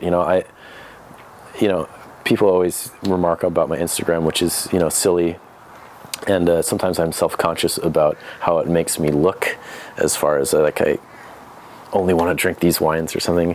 I've just been so lucky to meet generous people. These wines typically they're not my wines. Like, I'm just lucky enough to be in a place to enjoy them. So yeah, I've drank countless awesome bottles, and I couldn't pick a favorite child, essentially. My own personal taste, obviously I love Albarino for white wine, but white Burgundy, amazing. Riesling, I mean, the German Riesling is like the apex maybe for me. But I'll speak about Syrah real fast because I haven't said anything about Syrah. I love the Northern Rhone one. So If I had to pick maybe I'll quantify this as like a desert island red variety, I think it would definitely pick Syrah from the Northern Rhone. I mean, I was lucky enough to, for example, to represent Terry Allemande when I worked at PDX. We had that part of the Kermit Lynch catalog, which is another, huge famous importer that I should have talked about but didn't have time to. Fantastic. Well, I know there's obviously more, but I'm going to wrap it up there. Oh, there'll be a second edition exactly. someday. Well, second edition someday. So is there anything else anything I didn't ask that you would wish I asked, or anything else you'd like to mention that we didn't mention? There's one thing. Okay. It is a big thank you to you, Rich, for doing what you do. This is very important. Oral history is very important, and I'm honored to be interviewed, and I think it's important for future generations. Please, climate change, let that happen. For them to look back at this someday, it might just be one person that listens to one interview, but at some point, it'll make a difference. Mm-hmm. So thank you to you and what you do. Well, thank you very much. I really appreciate that. Of course. Thank you for your time and hospitality. You haven't even eaten the pizza yet. Thank you for burning through all my camera batteries. Yes. And I'm going to let you off the hook. Awesome.